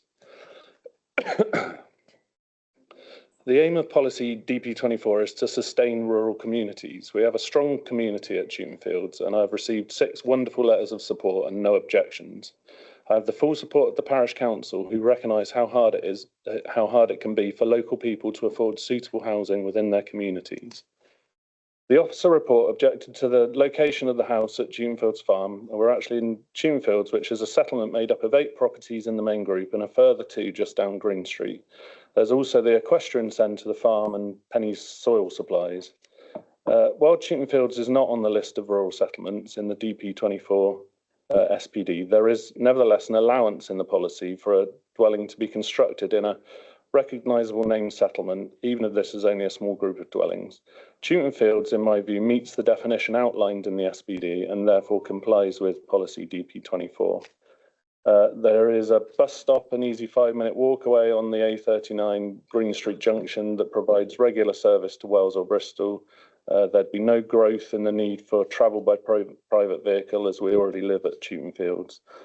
The house would be built to very high sustainability standards, including solar panels with battery storage, air source heat pump for hot water and heating, insulated beyond building regulation required levels. The garden would include native hedgerows, a pond with bat and bird boxes, improving the biodiversity of the site. It's my greatest hope that I can build a self-built family home for my family next to my parents, and I'm more than happy to enter into a S106 legal agreement to ensure the house stays an affordable home for local people in perpetuity. Okay, thank you very much. Cheers. First person in is going to be Edric. Thank you, Chair. I fully support this. I appreciate policy, etc. says. I know the area well. I canvassed it. It's my division, hence wanting to get in first. I think as a wholly sustainable location. I noticed on Eastern Parish Council wholeheartedly support it, hence my referral. As Mr. Reed says, large collection of houses together as part of the farm unit there. And in terms of sustainability in relation to a bus stop, should it ever get used? Yeah, there's a half-hourly bus service to Bristol Wells just up the road for teenage people to not need their parents to give them lifts everywhere. I fully support this. I think the design and timber and stonework is fully in keeping with the house being developed on the Mendits for a family to stay where they are. And I'd like to, I'll be looking for a senator to go against officer recommendation and wholeheartedly recommend approval of this application. Yeah, look at that. Quick, that is amazingly quick. I'll go to Simon, you wish to speak first before we identify which one it was. I think Ros was first, actually. Simon. Thank you, Vice Chair, for your comments. Just to say, members, if you don't agree with the officer recommendation, my advice to you would be, as the Vice Chair has offered his view, he thinks the site is a sustainable location. And therefore, if you were to agree with him on that point, and you were to agree with him that the design of the proposal did not raise any adverse visual landscape impacts, then you could defer to approve the application as contrary to policy, because clearly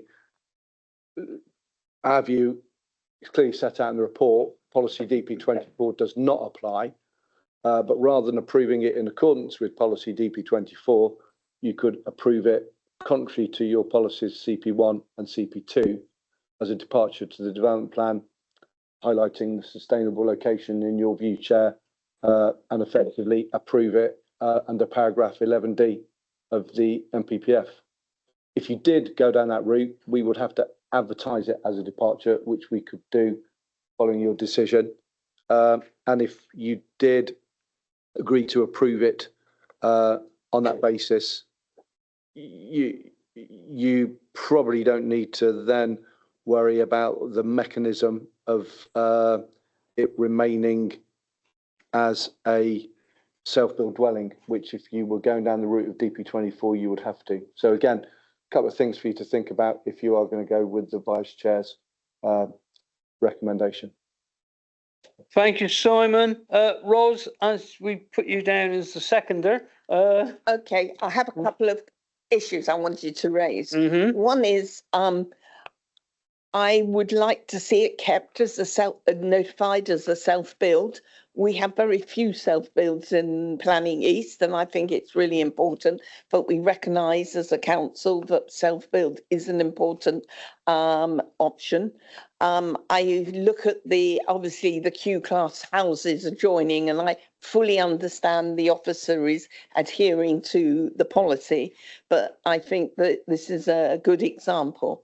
I have one issue with the design, and that is, if you look at one of the drawings, you can see on the gable end there is a floor to ceiling light on two.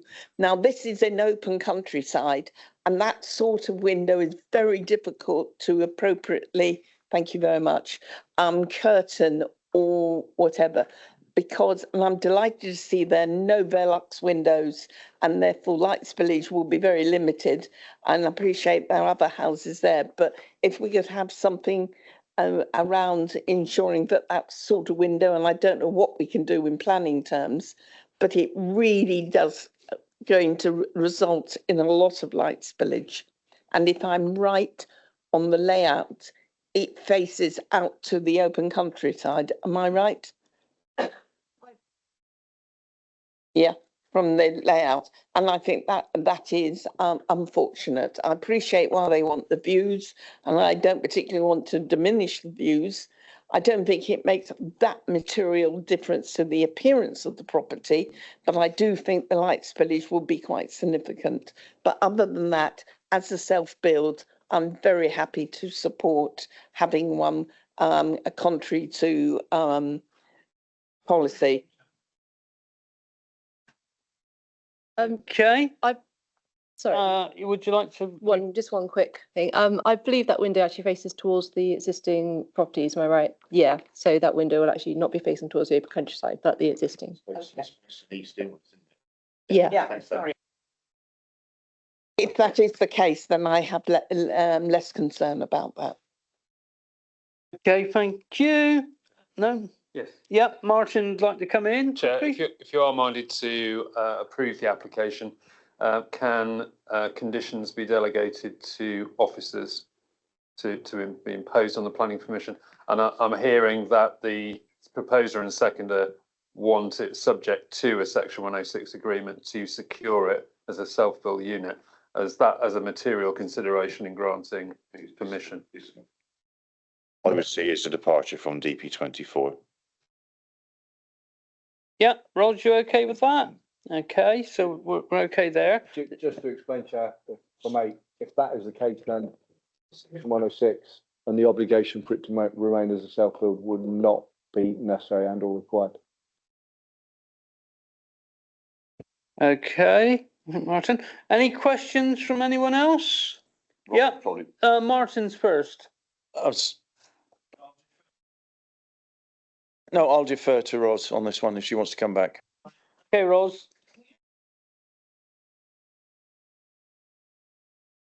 Sorry, can we have real clarity? I'm more concerned about it being categorised as self-build in terms of our statistics and the fact we're recognising. I don't necessarily believe that it's something which we need to keep self-build forevermore, because once it's been built, it's a house. It's the fact that it is designated as a decision, but it is a self-built. Now, maybe somebody can unravel the planning bureaucracy around that. I think Martin's going to come back to you, Ross. I'll have a go. I mean, it sounds like that you're saying, no, it doesn't comply with the self-build policy, but you are giving weight to the fact that it will be, the applicant is telling us, a self-build unit. Yeah. So you're giving weight to that in your decision. Now, if that's right, then you can ask for a Section 106 agreement to secure it as a self-build unit, albeit doesn't comply with your policy. But in those circumstances, what the Section 106 generally say is that they build the unit and have to remain in the unit, in occupation of the unit for at least 3 years. Yeah, that's fine. Yeah, and that's the point. Is it? We're being very.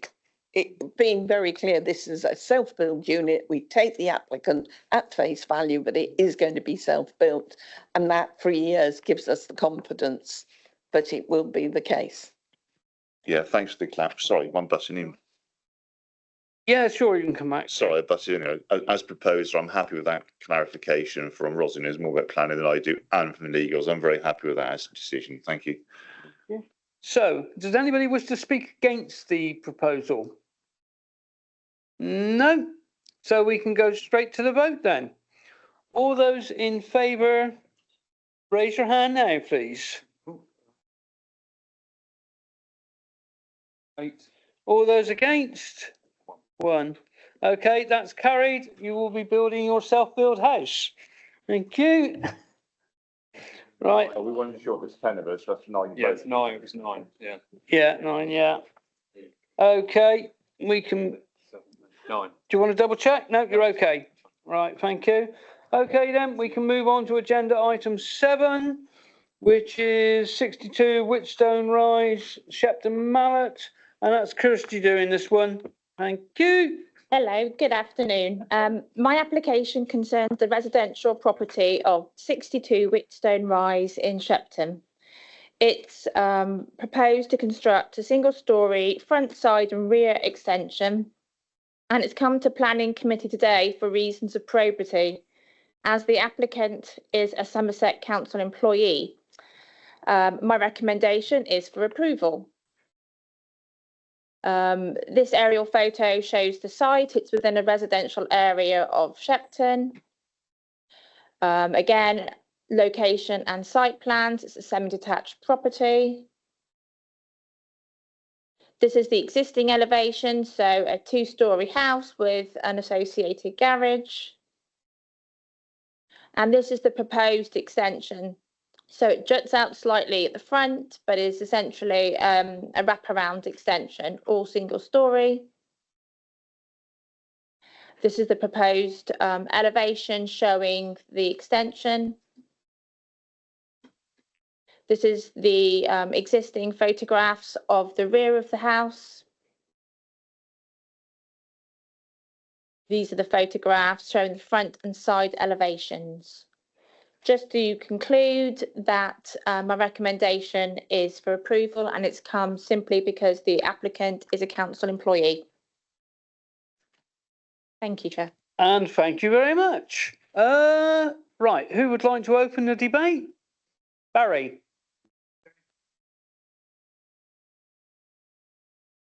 Would it be very bad manners to say, I propose we accept this and do not debate it any further?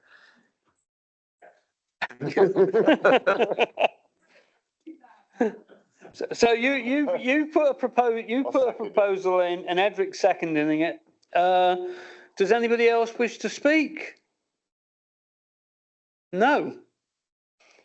Okay, we'll go straight to a vote then. Okay, all those in favour? Unanimous. Unanimous. Okay, that's carried. I think we're going to have a break now until 2 o'clock. Oh, sorry. I was going to make an unpopular proposal that we just start. We can't start early, can we? No, we can't start early. It's just because the weather's